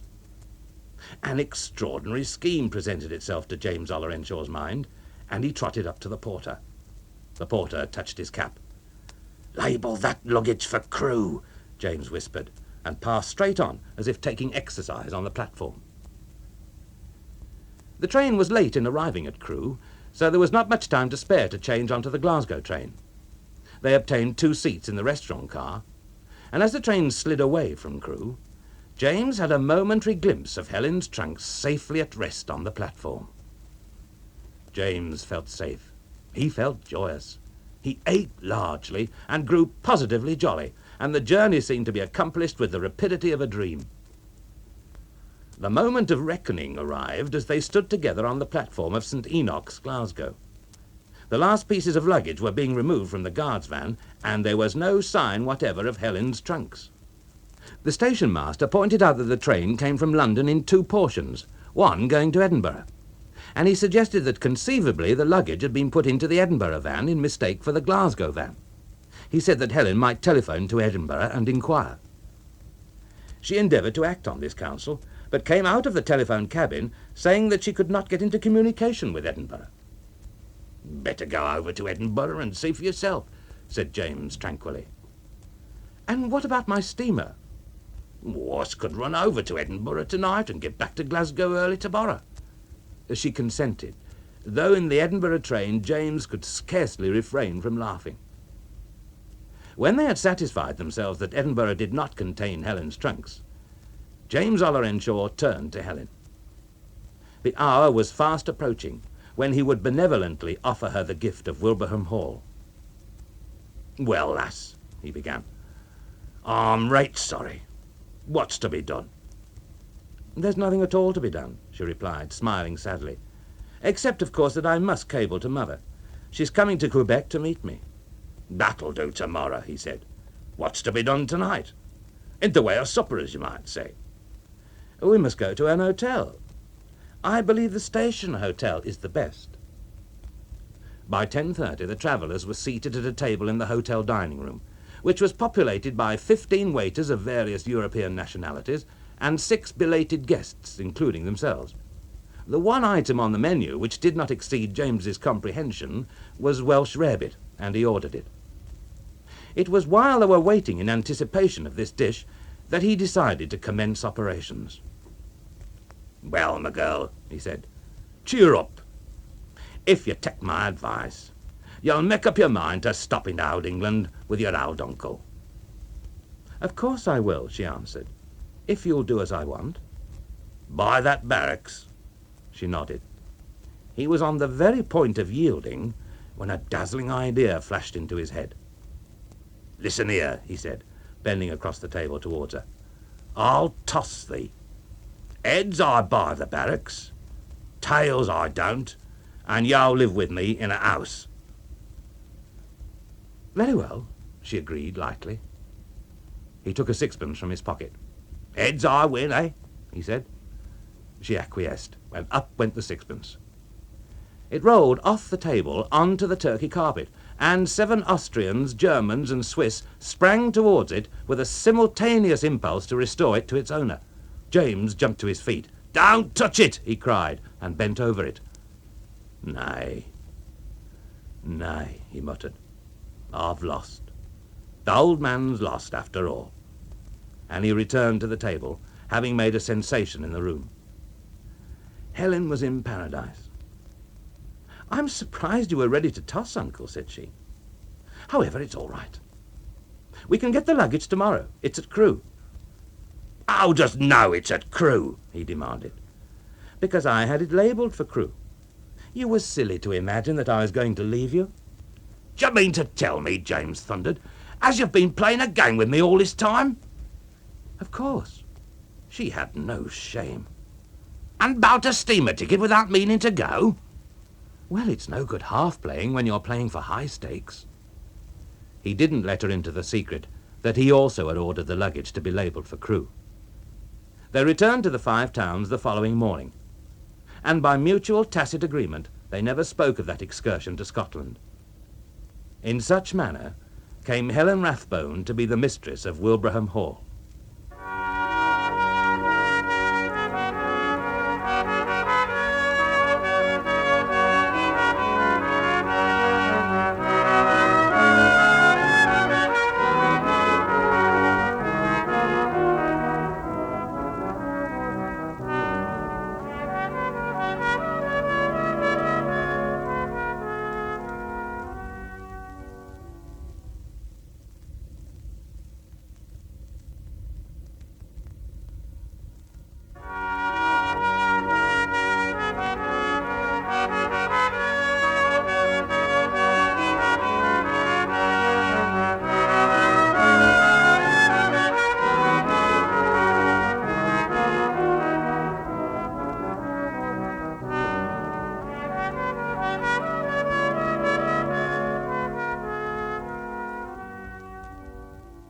Upon an autumn day, before the spacious crimson facade of Wilbraham Hall, stood Mr. Crump's Pantechnicon. In it were the entire worldly possessions of James Ollerenshaw, except his houses, his investments, and the clothes he wore, and the entire worldly possessions of Helen Rathbone, except the clothes she wore. If it be asked where was the money given to her by her uncle, the reply is that the whole sum, together with much else, was in the coffers of Ezra Brunt, the draper and costumier at Hanbridge. I have hitherto concealed Helen's tendency to debts, but it was bound sooner or later to come out. Helen and Georgiana had preceded the van, and they both stood at the door to receive the goods. Uncle James had followed the van. He had not let it out of his sight. The old man's attachment to even the least of his goods was touching. His deepest attachment was to the full-rigged ship and tempestuous ocean in a glass box, which had stood on the table in the front room of the house in Trafalgar Road for many years. This was the last thing put into the van, and the first thing taken out, and James Ollerenshaw brought it into the new house against his own breast. When the van had gone, and there was nothing left but a few wisps of straw on the magnificent sweep of gravel to indicate that it had ever been there, Uncle James and Helen and Georgiana felt rather forlorn and abandoned. They stood in the hall and looked at each other a little blankly. Then Helen was moved by one of her happiest inspirations. "Georgiana," she said, "go and make some tea. Bring a cup for yourself." "Yes, miss." "Thank you, miss." On removal days, miserable distinctions of class are invariably lost in the large-heartedness of mutual endeavour. It was while the trio were thus drinking tea together that the first visitor to the new owners of Wilbraham Hall rang its great bell and involved Georgiana in her first ceremonial duty. The caller was Emmanuel Proctor. "Mother thought I might perhaps be able to help you," said he. His attire was, as usual, fabulously correct, the salient features of it being a pair of light yellow chamois gloves, loose-fitting and unbuttoned, with the gauntlets turned back. "And what did you think, Mr. Proctor?" Helen demanded. Helen's question was one of her insolent questions. But then she added, with cordial kindness, "It's awfully good of you, awfully good of you. Here we are, you see. Another cup and saucer, Georgiana." Georgiana appeared with an odd cup and saucer, and a giggling statement that she hadn't been able to discover any more teaspoons. "Never mind," said Helen. "Mr. Proctor shall have mine." Whereupon Georgiana departed, bearing her own tea into the kitchen. The miserable distinctions of class had been mysteriously re-established. Emmanuel held his cup without tremor, while Helen charmingly introduced into it her teaspoon and stirred up the sugar. Then, after he had sipped and pronounced the result excellent, he began to admire the hall and its contents. He praised everything, and presently he arrived at the ship and ocean, and praised that. He particularly praised the waves. James's heart instantly and instinctively softened towards him. "Where shouldst hang it, Mr. Proctor?" James genially asked. "Hang it, uncle!" exclaimed Helen. "Are you going to hang it? Aren't you going to keep it on the table in your own room?" She was hoping that it might occupy a position not too prominent. "It ought to be hung," said Emmanuel. "See, here are the little iron things for the nails." This gift of observation pleased James. "Of course it must be hung," said he. For at least 25 years, James Ollerenshaw had possessed the Ship and Ocean and cherished it, always meaning one day to hang it against the wall as it deserved. And now he was absolutely decided, with the whole force of his will behind him, to hang the Ship and Ocean at once. There, under the musicians' gallery wouldn't be a bad place, would it, Mr. Ollerenshaw? Emmanuel suggested respectfully. James trained his eye on the spot. The very thing, lad, said he with enthusiasm. Lad? Helen hadn't recovered from astonishment at this singular mark of paternal familiarity to Emmanuel when there was another and a far louder ring at the door. Georgiana tripped out of her retreat and opened the majestic portal to a still greater surprise for Helen. The ringer was Mr. Andrew Dean. Mr. Andrew Dean in workaday clothes and with hands that could not be called clean. He stared about him and then advanced rapidly to Helen and seized her hand, hurting it. "I was just passing," said he. "I expected you'd be in a bit of a mess, so I thought I might be useful. How do you do, Mr. Ollerenshaw?" And he hurt James's hand also. "It's very kind of you," Helen remarked, flushing. "How do, Proctor?" Andrew jerked out at Emmanuel, not taking his hand. Emmanuel displayed no symptom of being disturbed. His blandness remained intact. Nevertheless, the atmosphere was mysteriously electric. James Ollerenshaw was astonished by the visit of Andrew Dean, but, being absorbed in the welfare of his Ship and Ocean, he permitted his astonishment to dissolve in a vague satisfaction that, anyhow, Helen's unexplained quarrel with Andrew Dean was at an end. "The very thing," he repeated, glancing at the spot which Emmanuel had hit on for the Ship and Ocean's last resting place. But Emmanuel didn't seem to comprehend that aught was expected of him. "Where's the steps, Helen?" James inquired, and after a brief silence, "Georgiana!" he yelled. The girl flew in. "Bring us a pair of steps," said he. There followed an unsuccessful search for the pair of steps, which Andrew Dean ultimately discovered in a corner of the hall itself, lying flat behind a vast roll of carpet. "Now, what is it?" he vigorously questioned. He was prepared, evidently, to do anything that a man may do with a pair of steps. And in a remarkably short space of time, he was balanced on the summit of the steps, with a nail in one hand, and hammer in the other, a pencil behind his ear, and another nail in his mouth. The nails, having been knocked in, were duly and satisfactorily tested. Then, solemnly, James seized the glass box containing the Ship and Ocean, and bore it with all possible precautions to the pair of steps in front of the great doors. Andrew descended, and, bending his body, received the box from James as a parson receives a baby at the font. He then remounted. The steps rocked. "I'd happen better hold 'em," said James. "It'll be all right," said Andrew. "I'll hold them," said Emmanuel, hastening forward. The precise cause of the accident will probably never be known, but no sooner did Emmanuel lay his gloved hand on the steps than the whole edifice, steps, Andrew, Ship and Ocean, tottered and fell. "Clumsy fool," Andrew was distinctly heard to exclaim during his swift passage to the floor. The Ship and Ocean were incurably disintegrated into a mess of coloured cardboard, linen and sticks. Catastrophes even more dreadful might have occurred had it not been for the calm and wise tact of Helen. Helen was delighted by the catastrophe. The Ship and Ocean had formed no part in her scheme of decoration, so she handled her men with notable finesse. Uncle James, savage and vindictive, but uncertain upon whom to pour out his anger. Emmanuel nursing his injured innocence, and Andrew Dean nursing his elbow, his head, and vengeance. After a time, harmony was established. Georgiana swept up the Ship and Ocean, and James returned to the little room he had chosen to be his own, where he assumed his Turkish cap, and began to arrange his personal effects in a manner definite and final, which would be a law for ever to the servants of Wilbraham Hall. Left with the two young men, Helen went from triumph to triumph. In quite a few minutes, she had them actually talking to each other. She ended by speeding them away together, and then ascended to the state bedroom, which, after some insincere show of reluctance, she had acquired for herself. Georgiana followed her, and the hall of Wilbraham Hall was abandoned for a space to silence and solitude. Now, the window of James's little room lived modestly between the double pillars of the portico and the first window of the great dining room.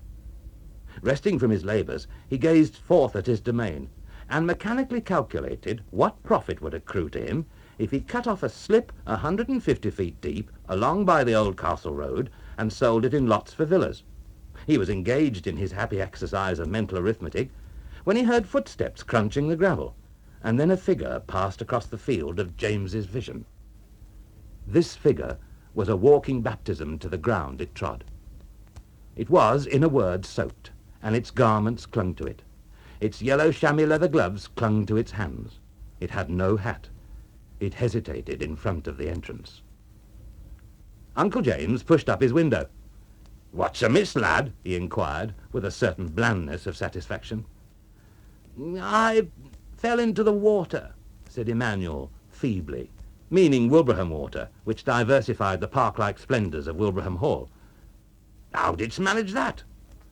"The path is very muddy and slippery just there," said Emmanuel. "And shall better run home as quick as maybe," James suggested. "I can't," said Emmanuel. "Why not?" "I've got no hat, and I'm all wet, and everybody in Old Castle Road will see me. Can you lend me a hat and coat?" Uncle James's head disappeared for a moment, and then he threw out of the window a stiff yellow mackintosh of great age. It was his rent-collecting mackintosh, and it had the excellent quality of matching the chamois gloves. Emmanuel thankfully took it. "And what about a cap or something?" he plaintively asked. "Tack this," said Uncle James, with remarkable generosity, whipping the Turkish cap from his own head.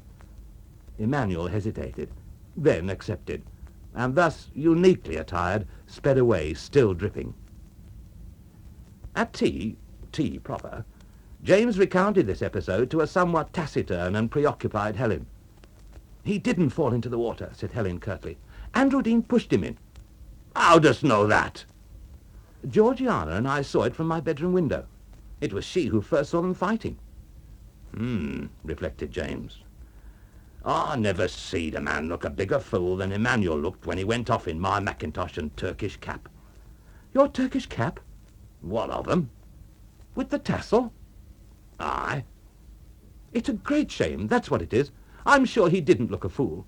He's been very badly treated, and I'll—" She rose from the table in sudden and speechless indignation. "You should have seen him, lass," said James. He tried to be calm, but she had sprung on him another of her disconcerting surprises. Was it, after all, conceivable that she was in love with Emmanuel?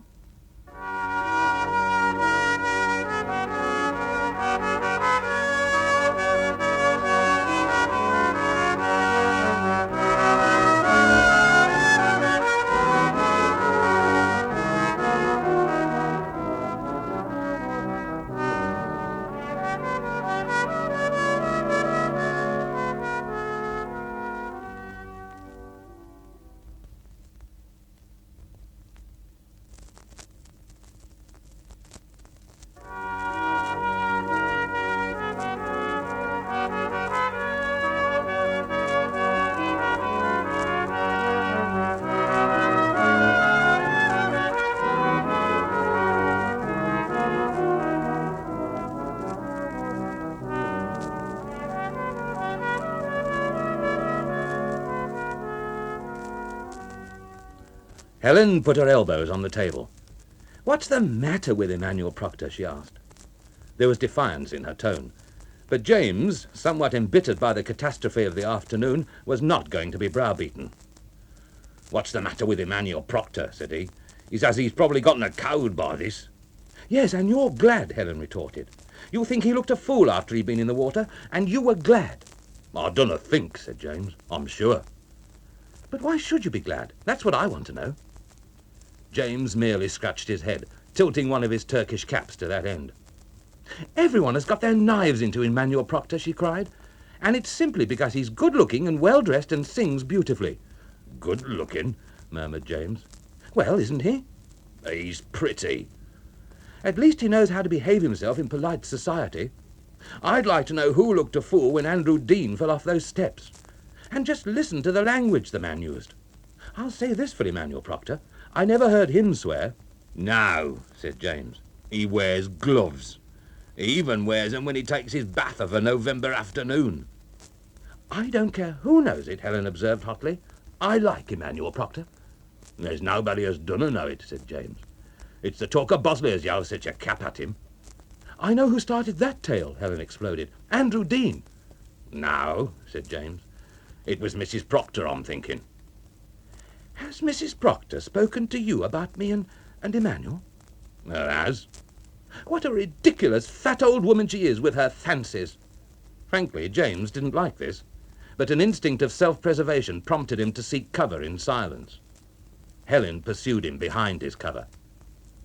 I wonder who she's setting her cap at. It was a long time since James Ollerenshaw had blushed, but he blushed at these words. What had the direction of Mrs. Proctor's cap to do with him? He got up from his chair. Please do wait a minute, Uncle, Helen said imperiously. Can't you see I want to talk to you? Can't you see I've got something on my mind? James sat down. So they're saying that there's something between Emmanuel Proctor and me, are they? She recommenced in a new, mollified voice. And supposing there was, Uncle, should you mind? I don't know as I should mind, said he, and I don't know as it'd matter a brass button if I did mind. Would you give me a wedding present? I'd give thee some advice. It's what thou'rt most in need of. His tone was gloomy and resigned. She slipped round the table and sat on the arm of his chair. You are a horrid old thing, she told him. I am in need of advice, and there's no one can give it me but you. Nay, nay, he recoiled. There's Sarah Swetnam. You're as thick as thieves. She's the very last person I can go to, said Helen. And why? Why? Because Andrew's engaged to her sister, of course. That's the awful part of it. Eh? He questioned. Yes. You see, it's Andrew Dean that I'm in love with. She said it in very pert and airy accents, but James saw that she was serious. It's thy place, lass, he said. I'd keep that to mysen. I can't, Uncle. That is, I haven't done. Andrew knows. Oh, you don't understand how much I'm in love with him. Thou'st not kissed him? Not exactly, but... He's been kissing you in mistake for his other young woman? Helen nodded. Helen, what did thy mother say? It was because of Andrew Dean that I came to live in Bursley, she said. I knew I shouldn't see him often enough if I stayed in Longshore. We'd always liked each other. Then I didn't see him for some time. You know how rude and awkward he is. Well, there was a coolness. And then when I next saw him, I knew I really was in love with him. And I thought he was really fond of me. I thought so because he was so cross and queer. But it wasn't that made him cross and queer. It was because he was as good as engaged to Lillian, and he didn't like to tell me. I saw him again in Longshore after he was engaged to Lillian, and yet he never told me. And then, when I come here, the first thing I hear is that he's engaged to Lillian. It was that afternoon when Sarah called. Do you remember, Uncle? He remembered. I saw Mr. Dean that night, and somehow I told him what I thought of him. I don't know how it began, but I did. He said he couldn't help being engaged to Lillian. He wanted to stop it. But he was engaged before he knew where he was. So he says. He said he preferred me, and if he'd known... So, of course, I was obliged to be very angry with him. That was why I didn't speak to him at Mrs. Proctor's. At least that was partly why. The other reason was that he'd accused me of running after Emmanuel, of all people. I had been, you know. But what had that got to do with Andrew, seeing that he was engaged to Lillian? Besides, I'd been doing it on purpose. And he was so insolent. And then, to crown all, Mrs. Proctor makes me dance with him. No wonder I fainted. He is the rudest, cruelest man I ever knew. She wiped her eyes. Mused James. He'll simply kill poor little Lillian, she sobbed. Well, what's that got to do with you? It isn't you as'll be hung when Lillian's murdered. Can't you see he mustn't marry her? Silly little thing. How can she understand him? She's miles beneath him. Is there anybody as does understand him? James asked. I do, said she. And I've got to marry him, and you must help me. I wanted to tell you, and now I've told you. Aren't you glad, Uncle? Glad in other word, said he. You must help me, she repeated. Many things which previously had not been plain to James Ollerenshaw were plain to him that night, as, in the solitude of his chosen room, he reflected. All James demanded was a quiet life, and Helen would not let him have it. He wished he was back again in Trafalgar Road. He wished he'd never met Helen and her sunshade in the park. He asserted to himself positively that he wished he'd never met Helen, but he didn't mean it. The one bright spot was that Helen had no genuine designs on Emmanuel Proctor. As a son-in-law, Andrew Dean would be unbearable, but Emmanuel Proctor would have been, well, impossible. Andrew Dean was at any rate a man whom you could talk to and look at without feeling sick. When James had gazed at the affair from all points of view, he rose to go to bed. The gas was not yet in order, but he had a candle. He was just setting forth on the adventure of discovering his bedchamber when a bell rang in the bowels of the house. After a moment, he recognized it as the front door bell and opened his window. "Who's there?" he demanded. "It's I, Mr. Ollerenshaw," said a voice, queenly and nervous. "Not Mrs. Proctor?" he suggested. "Yes." "I reckon you'd like to come in," he said. She admitted the desire with a laugh which struck him as excessively free. He remembered what Helen had said about caps. He held the candle in his left hand as he opened the door with his right. "You'll think I'm in the habit of calling on you at night," said Mrs. Proctor as she entered, and she laughed again. "Where is dear Helen?" "She's gone to bed, missus," said James, holding high the candle and gazing at the generous vision in front of him. "But it's only 10 o'clock, Mrs. Proctor protested. "Yes, but her's gone to bed." Mrs. Proctor sat down on a massive early Victorian mahogany chair about 15 feet from the dying fire. She was one of your women who is never cold. The candle, throwing a small hemisphere of feeble radiance in the vastness of the dim hall, sat on a chair between them. "The fact is," she said, "it was you that I wanted to have a word with. You'll guess what about." "Mr. Emmanuel," James hazarded. "Precisely. I had to put him to bed. He is certainly in for a very serious cold, and I trust it may not be bronchitis. What happened, Mr. Ollerenshaw?" "I'll tell you what happened, missus," James said, putting his hands on his knees. And he told her, beginning with the loss of the ship and ocean, and ending with Helen's ever-memorable words, "You must help me." "That's what happened, missus," he said grimly. She had punctuated his recital by several exclamations, and when he had finished, she gave rein to her sentiments. "My dear Mr. Ollerenshaw," she said, in the kindest manner conceivable, "how I sympathize with you. How I wish I could help you." Her sympathy was a genuine comfort to him. He did not in that instant care a fig for Helen's notion about the direction of caps. He was simply and humanly eased by the sweet tones of this ample and comely dame. "I can help you," she said suddenly. "I'm calling on Mrs. Swetnam the day after tomorrow. I'll tell her about today, and when she asks me for an explanation of it, I'll just give her the faintest hint that it is merely jealousy between Emmanuel and Mr. Dean concerning a certain young lady. I shall treat it all as a joke. You can rely on me. Immediately I am gone, Lillian will hear about it. She will quarrel with Andrew the next time she sees him, and if he wishes to be free, he may be." She smiled, the pleasantly malign smile of a terribly experienced dowager. And James thought how clever women were on their own ground, and what an advantage they had in their immense lack of scruple. "Of course," said she, "I have always said that a marriage between Andrew Dean and Lillian would be a very serious mistake. She isn't in love with him. She's only flattered by his attentions into drawing him on. I feel sorry for the little thing." At a stroke, she had converted a shameful conspiracy into an act of the highest virtue. Just then the candle flamed up and went out. "Oh!" cried Mrs. Proctor. James hadn't a match, and the fire was nearly out. "I don't like being in the dark." Her voice came to him out of nothing. "Where are you, Mr. Ollerenshaw?" "I'm a-sitting here," he replied. "Well," said she, "I think you'd better lead me to the door. Where is your hand?" Then a hand touched his shoulder and burnt him. "Is that you?" asked the voice. "Aye," he said. And he took the hand, and the hand squeezed his hand, squeezed it violently. "What's that light there?" she questioned in a whisper. "Where?" he whispered also. "There, behind." He turned. A luminance seemed to come from above, from the unseen heights of the magnificent staircase. "You'd better go up and see," the whispering voice commanded. He obeyed, creeping up the left wing of the staircase. As he faced about at the half landing, he saw Helen, in an orange-tinted peignoir and her hair all down her back, holding a candle. "Who's there?" she inquired coldly. "Mrs. Proctor," he murmured. "And are you sitting together in the dark?" The story that the candle had expired seemed feeble in the extreme, and he made no attempt to answer her question.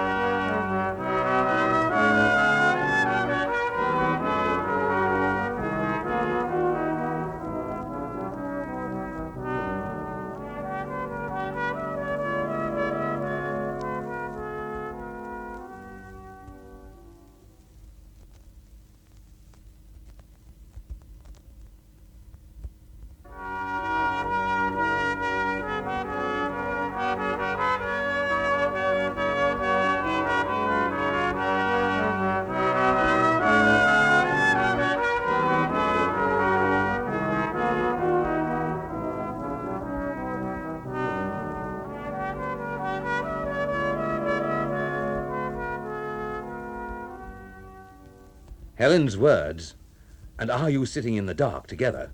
began a fresh chapter in the life of her great step-uncle, James Ollerenshaw. They set up in him a whole range of feelings which he had never before experienced. At tea, Helen had hinted at the direction of Mrs. Proctor's cap.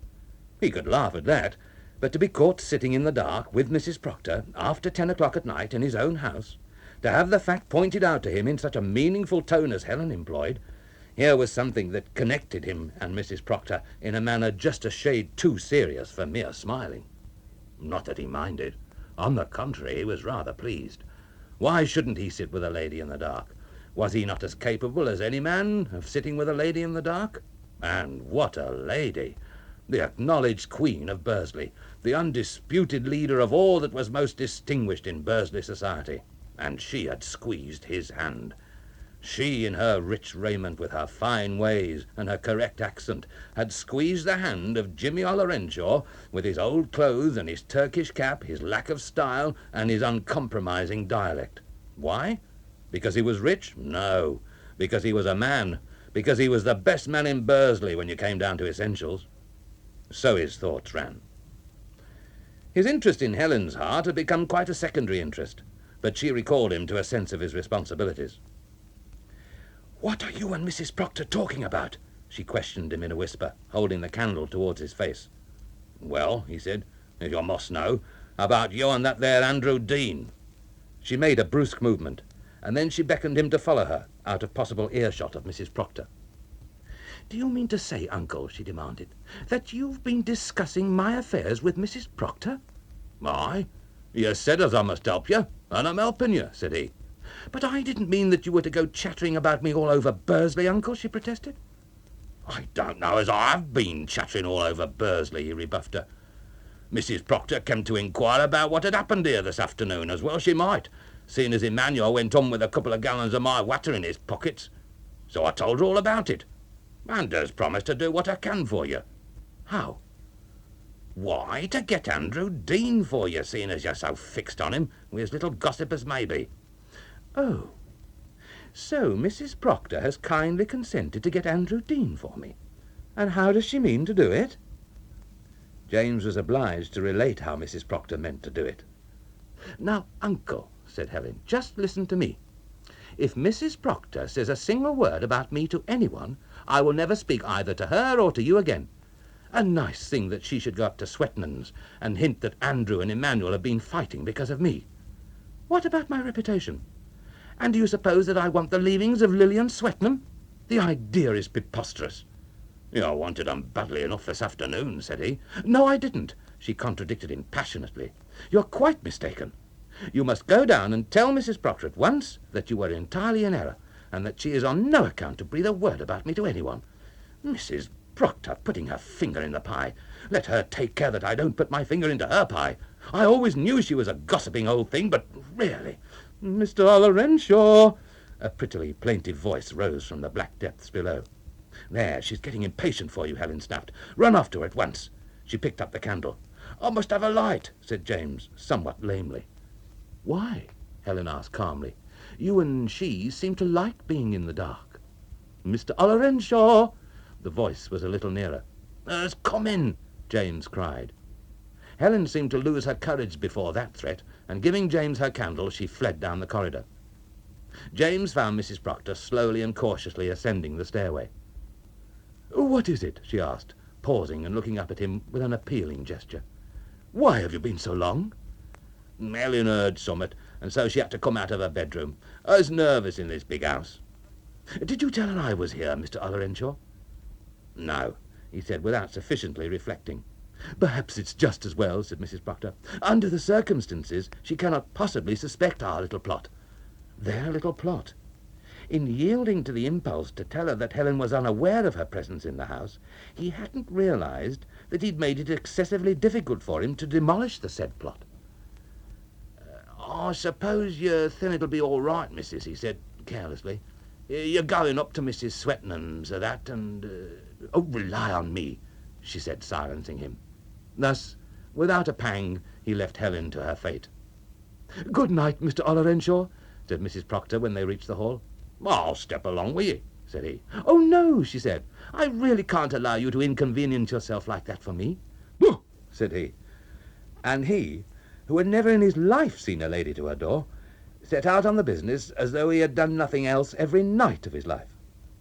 He opened the door and was about to extinguish the candle when she stopped him. Mr. Ollerenshaw, she said firmly, you haven't got your boots on.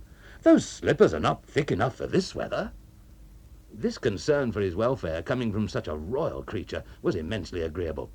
He disappeared with the candle and reappeared in his boots. She stood out on the steps. He extinguished the candle and then joined her and banged the door. Several hundred yards of winding, pitch-dark drive had to be traversed. Will you kindly give me your arm? She said. She said it so primly and with such detachment that they might have been in church. When they arrived at the gas-lit Oldcastle Road, he wanted to withdraw his arm, but he didn't know how to do so. And as they were approaching the front gate of the residence of Mr. Buchanan, the Scotch editor of the Signal, a perfect string of people emerged. Mrs. Buchanan had been giving a whist drive. The leading couple bore down on them and peered and passed. Good night, Mrs. Proctor. Good night, Mr. Ollerenshaw. Another couple did the same. Good night, Mrs. Proctor. Good night, Mr. Ollerenshaw. And so it went on. The string, laughing and talking, gradually disappeared diminuendo in the distance towards Bursley. I suppose you know you've done it this time, observed Mrs. Proctor. It was a dark saying, but James fully understood it. He felt as though he had drunk champagne. As well be hung for a sheep as a lamb, he said to himself, and deliberately squeezed the royal arm. One afternoon, some days later, Sarah Swetnam called. Helen in person opened the door to the visitor. Despite the usual effusive greetings, there was something strained in Sarah's manner. All alone? She asked, when she had recovered from the first shock of the hall's magnificence. Yes, said Helen. It's Georgiana's afternoon off, and Uncle's away. Mr. Ollerenshaw away? No one ever heard of such a thing. Where's he gone to? He's gone to Derby to buy some property. By the time he returns, I shall have my other servants in. Do tell me what servants you're going to have. Well, I've got a German butler. He speaks 4 languages and has beautiful eyes. A German butler? Yes, and a cook, and 2 other maids, and a gardener and a boy. I shall keep Georgiana as my own maid. My child, you're going it? My child, I came here to go it. Helen laughed. I hope Uncle will be pleased. He'll find the servants installed when he returns. I've got an idea, said Sarah a little later. What sort of idea? Well, you know that the annual concert of St. Luke's Guild is to take place the week after next. But Mrs. Wilkinson, in whose house it was always held, has died, and the rector is wondering where he can hold it. Why don't you let him hold it here? That would be a splendid way of opening your house. Hall, I beg its pardon. And you could introduce the beautiful eyes of your German butler to the entire neighbourhood. Of course, I don't know whether Mr. Ollerenshaw would like it. Oh, said Helen without blenching, Uncle will do as I wish. Will the rector be in this afternoon? I should say so. Why? Well, I was thinking we might walk down there and I could suggest to him at once about having the concert here.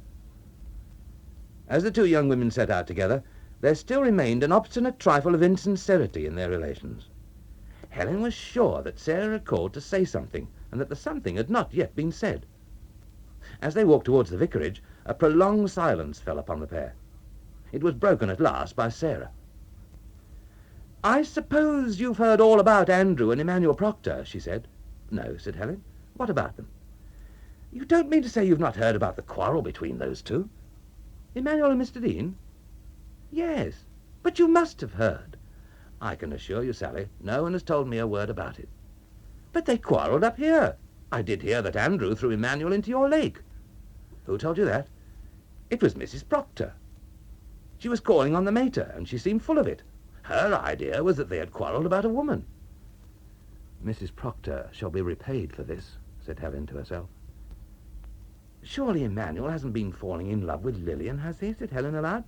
She considered this rather clever on her part, and it was. "Oh, no," replied Sally positively. "It's not Lillian." Helen said, "Then I think I can explain it. They were both at our house the day we removed." "Oh, were they?" murmured Sarah in well-acted surprise. "And Mr. Dean fell off some steps that Emmanuel was supposed to be holding. I thought he was furious, but not to that point. That's probably the secret of the whole thing. As for Mr. Dean having pushed Emmanuel into the lake, I don't believe a word of it. However, I'll find out all about it and let you know." "How shall you find out?" "I shall make Emmanuel tell me. He will tell me anything. We get on together excellently. And I'm pretty sure that Emmanuel is not, well, interested in any other woman. That's why I should say that they have not been quarrelling about a woman. Unless, of course, the woman is myself." She laughed and added, "But I'm not jealous. I can trust Emmanuel." And with marvellous intrepidness, she looked Sarah Swetnam in the face. "Then," Sarah stammered, "you and Emmanuel, you don't mean—" "My dear Sally, don't you think Emmanuel is a perfectly delightful boy?" "Oh, yes," said Sarah. "So do I," said Helen. "But are you—" "Between ourselves," Helen murmured. "Mind you, between ourselves, I could imagine stranger things happening." "Well," said Sarah, "this is news. Mind, not a syllable." "Oh, of course not." "By the way," Helen asked, "when are Andrew and Lillian going to get married?" "I don't know. No one knows. One confidence for another, my dear. They don't always hit it off." "What a pity," Helen remarked. "Because if ever two people were suited to each other in this world, they are. I hope they'll shake down." And with these words, they arrived at the rector's.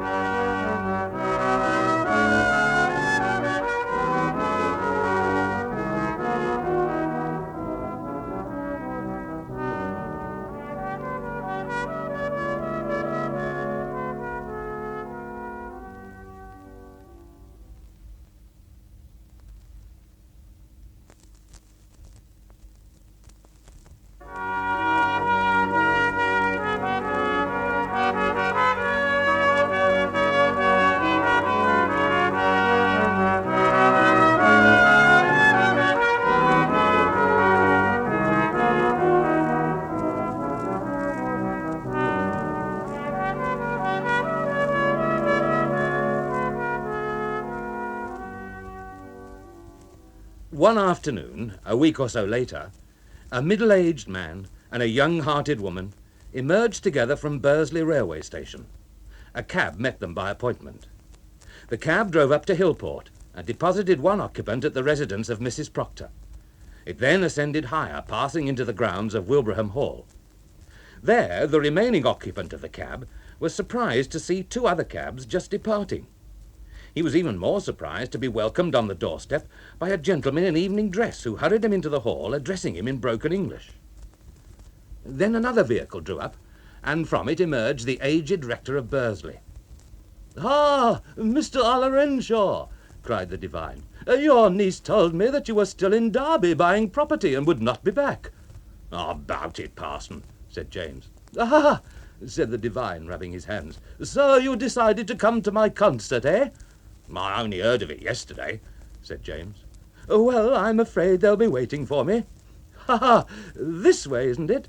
Fine place you've got here. Very fine. Noble. And he disappeared through the double doors that led to the drawing-room, from which came a vivacious murmur of conversation. A loud hush greeted James's own entrance a little later. The splendid chamber was full, and the majority of the audience were seated on gilt chairs, which James had never before seen. Helen herself was perched at the piano, and in front of the piano stood Emanuel Proctor. The scene reminded James of a similar one on the great concertina night at Mrs. Proctor's. Many things had happened since then. Still, history repeats itself. "Oh, love," exclaimed Emanuel Proctor, and Helen made the piano say, "Oh, love," in its fashion. And presently Emanuel was launched upon the sea of his yearnings. Then he hove to, and as it were climbed to the main topgallant sail in order to announce, "Oh, love." It was not surprising that his voice cracked, but Emanuel was surprised. And then, according to his habit, he slowly turned and gazed with sternness at the pianist. Unfortunately, he had forgotten the identity of the culprit. Helen had ceased to be Helen. She was merely his pianist. And the thing that he least expected to encounter when gazing sternly at the pianist was the pianist's gaze. But Helen, who had seen other pianists at work for Emanuel, turned as he turned, and their eyes met. The collision disorganized Emanuel. He continued to glare with sternness, and he ceased to sing. For the fifth of a second, everybody felt exceedingly awkward. Then Helen said, with a faint, cold smile, "What's the matter with you, Mr. Proctor? It wasn't my voice that cracked." The minx! There was a half-hearted attempt at the maintenance of the proprieties, and then Wilbraham Hall rang with the laughter of a joke which the next day had become the common precious property of all the Five Towns. When the rector had restored his flock to a sense of decency, Mr. Emanuel Proctor had vanished. The concert came to an end, and the collection was the largest in the history of the guild. After the audience had departed, Helen discovered James in his little room at the end of the hall. "So here you are, uncle," said she, and kissed him. "I'm so glad you got back in time." There was a knock at the door, and the gentleman in evening dress entered. He went to Helen and stretched forth a salver on which was a white envelope. "Excuse me, uncle," she said. The note inside ran, "I must see you by the water tonight at 9 o'clock. Don't fail, or there will be a row. A.D." "No answer, Fritz," said Helen. "Tell cook dinner for 2. "Who's he?" demanded James, when Fritz had bowed himself out. "That's our butler," said Helen kindly. "Don't be late for dinner, will you, uncle?" "Dinner?" he cried. "I had me dinner at Derby. What about me tea?" "I mean tea," she said. He went upstairs to his bedroom, but didn't stay there a moment. In the corridor outside he met Helen. "Look here, lass. I'm not given to curiosity as a rule, but what is Emanuel Proctor doing on my bed?" "Emanuel Proctor on your bed?" Helen repeated blankly. "On my bed," he insisted. The butler appeared, and he explained that Mr. Proctor had come to him and asked where he could lie down. The butler had indicated Mr. Ollerenshaw's room as the only masculine room available. Mr. Proctor, he went on, had one of his attacks and desired his mother. "But he can't have his mother," said Helen. "She's visiting a sick cousin at Nottingham. Emanuel told me so himself." "No, her isn't," James put in. "Her's at home." "How do you know, uncle?" "I know," said James. "Her'd better be sent for." And she was sent for. When Mrs. Proctor arrived, it was obvious to Helen that she was extremely ill at ease. Helen, though preoccupied herself by matters of the highest personal importance, did what she could to remedy a state of affairs so unusual. She inquired as to the health of the sick relative at Nottingham, and received a reply in which vagueness was mingled with hesitancy and a blush. "You know that Emanuel is here," said Helen. Mrs. Proctor did not know. "I thought Mr. Ollerenshaw wanted me," she explained. "No, it was I who wanted to speak to you," said Helen. "The truth is that Emanuel is lying on Uncle's bed, unwell or something, and he expressed a wish to see you." He was singing at the concert and had a kind of breakdown. "Oh, my dear girl," said Mrs. Proctor, regaining her natural demeanour. "If it's only one of Emmanuel's singing breakdowns, we needn't worry. Can I go up and talk sense to him?" The two women ascended the grand staircase. That staircase and Mrs. Proctor were made for each other. No sooner had they disappeared than James popped out of his lair where he had been hiding and gazed up the staircase like a hunter stalking his prey. Helen came down alone. "Is her up there with him?" James asked in a whisper. Helen nodded. "You'd better ask her to stop and have summat to eat with us," James said. Now, Helen had to reconcile James Ollerenshaw to the new scale of existence at Wilbraham Hall. She had to make him swallow the butler and the page and the other servants and the grand piano without counting the evening dinner. Up to the present he had said nothing, but Helen had no reason to believe that he had even begun the process of swallowing. And so she argued that if he could only be dodged into tacitly accepting the new scale for even a single meal, her task would be very much simplified. And what an ally Mrs. Proctor would be. "Tell cook there will be 3 to dinner," she said to the page, who was engaged in tending the fire. After an interval, Mrs. Proctor reappeared. "The foolish boy is seriously damaged," she said. "He pretends it's his throat, but it's only his dignity. I'm ashamed to have to ask you to let him lie there a little longer, dear Miss Rathbone, but he's positively sure he can't get up. I've been through these crises before with him, but never one quite so bad." "I'll let him lie there on one condition," Helen sweetly replied, "and that is that you stay to dinner. I won't take a refusal." Mrs. Proctor looked sharply at James, and James blushed.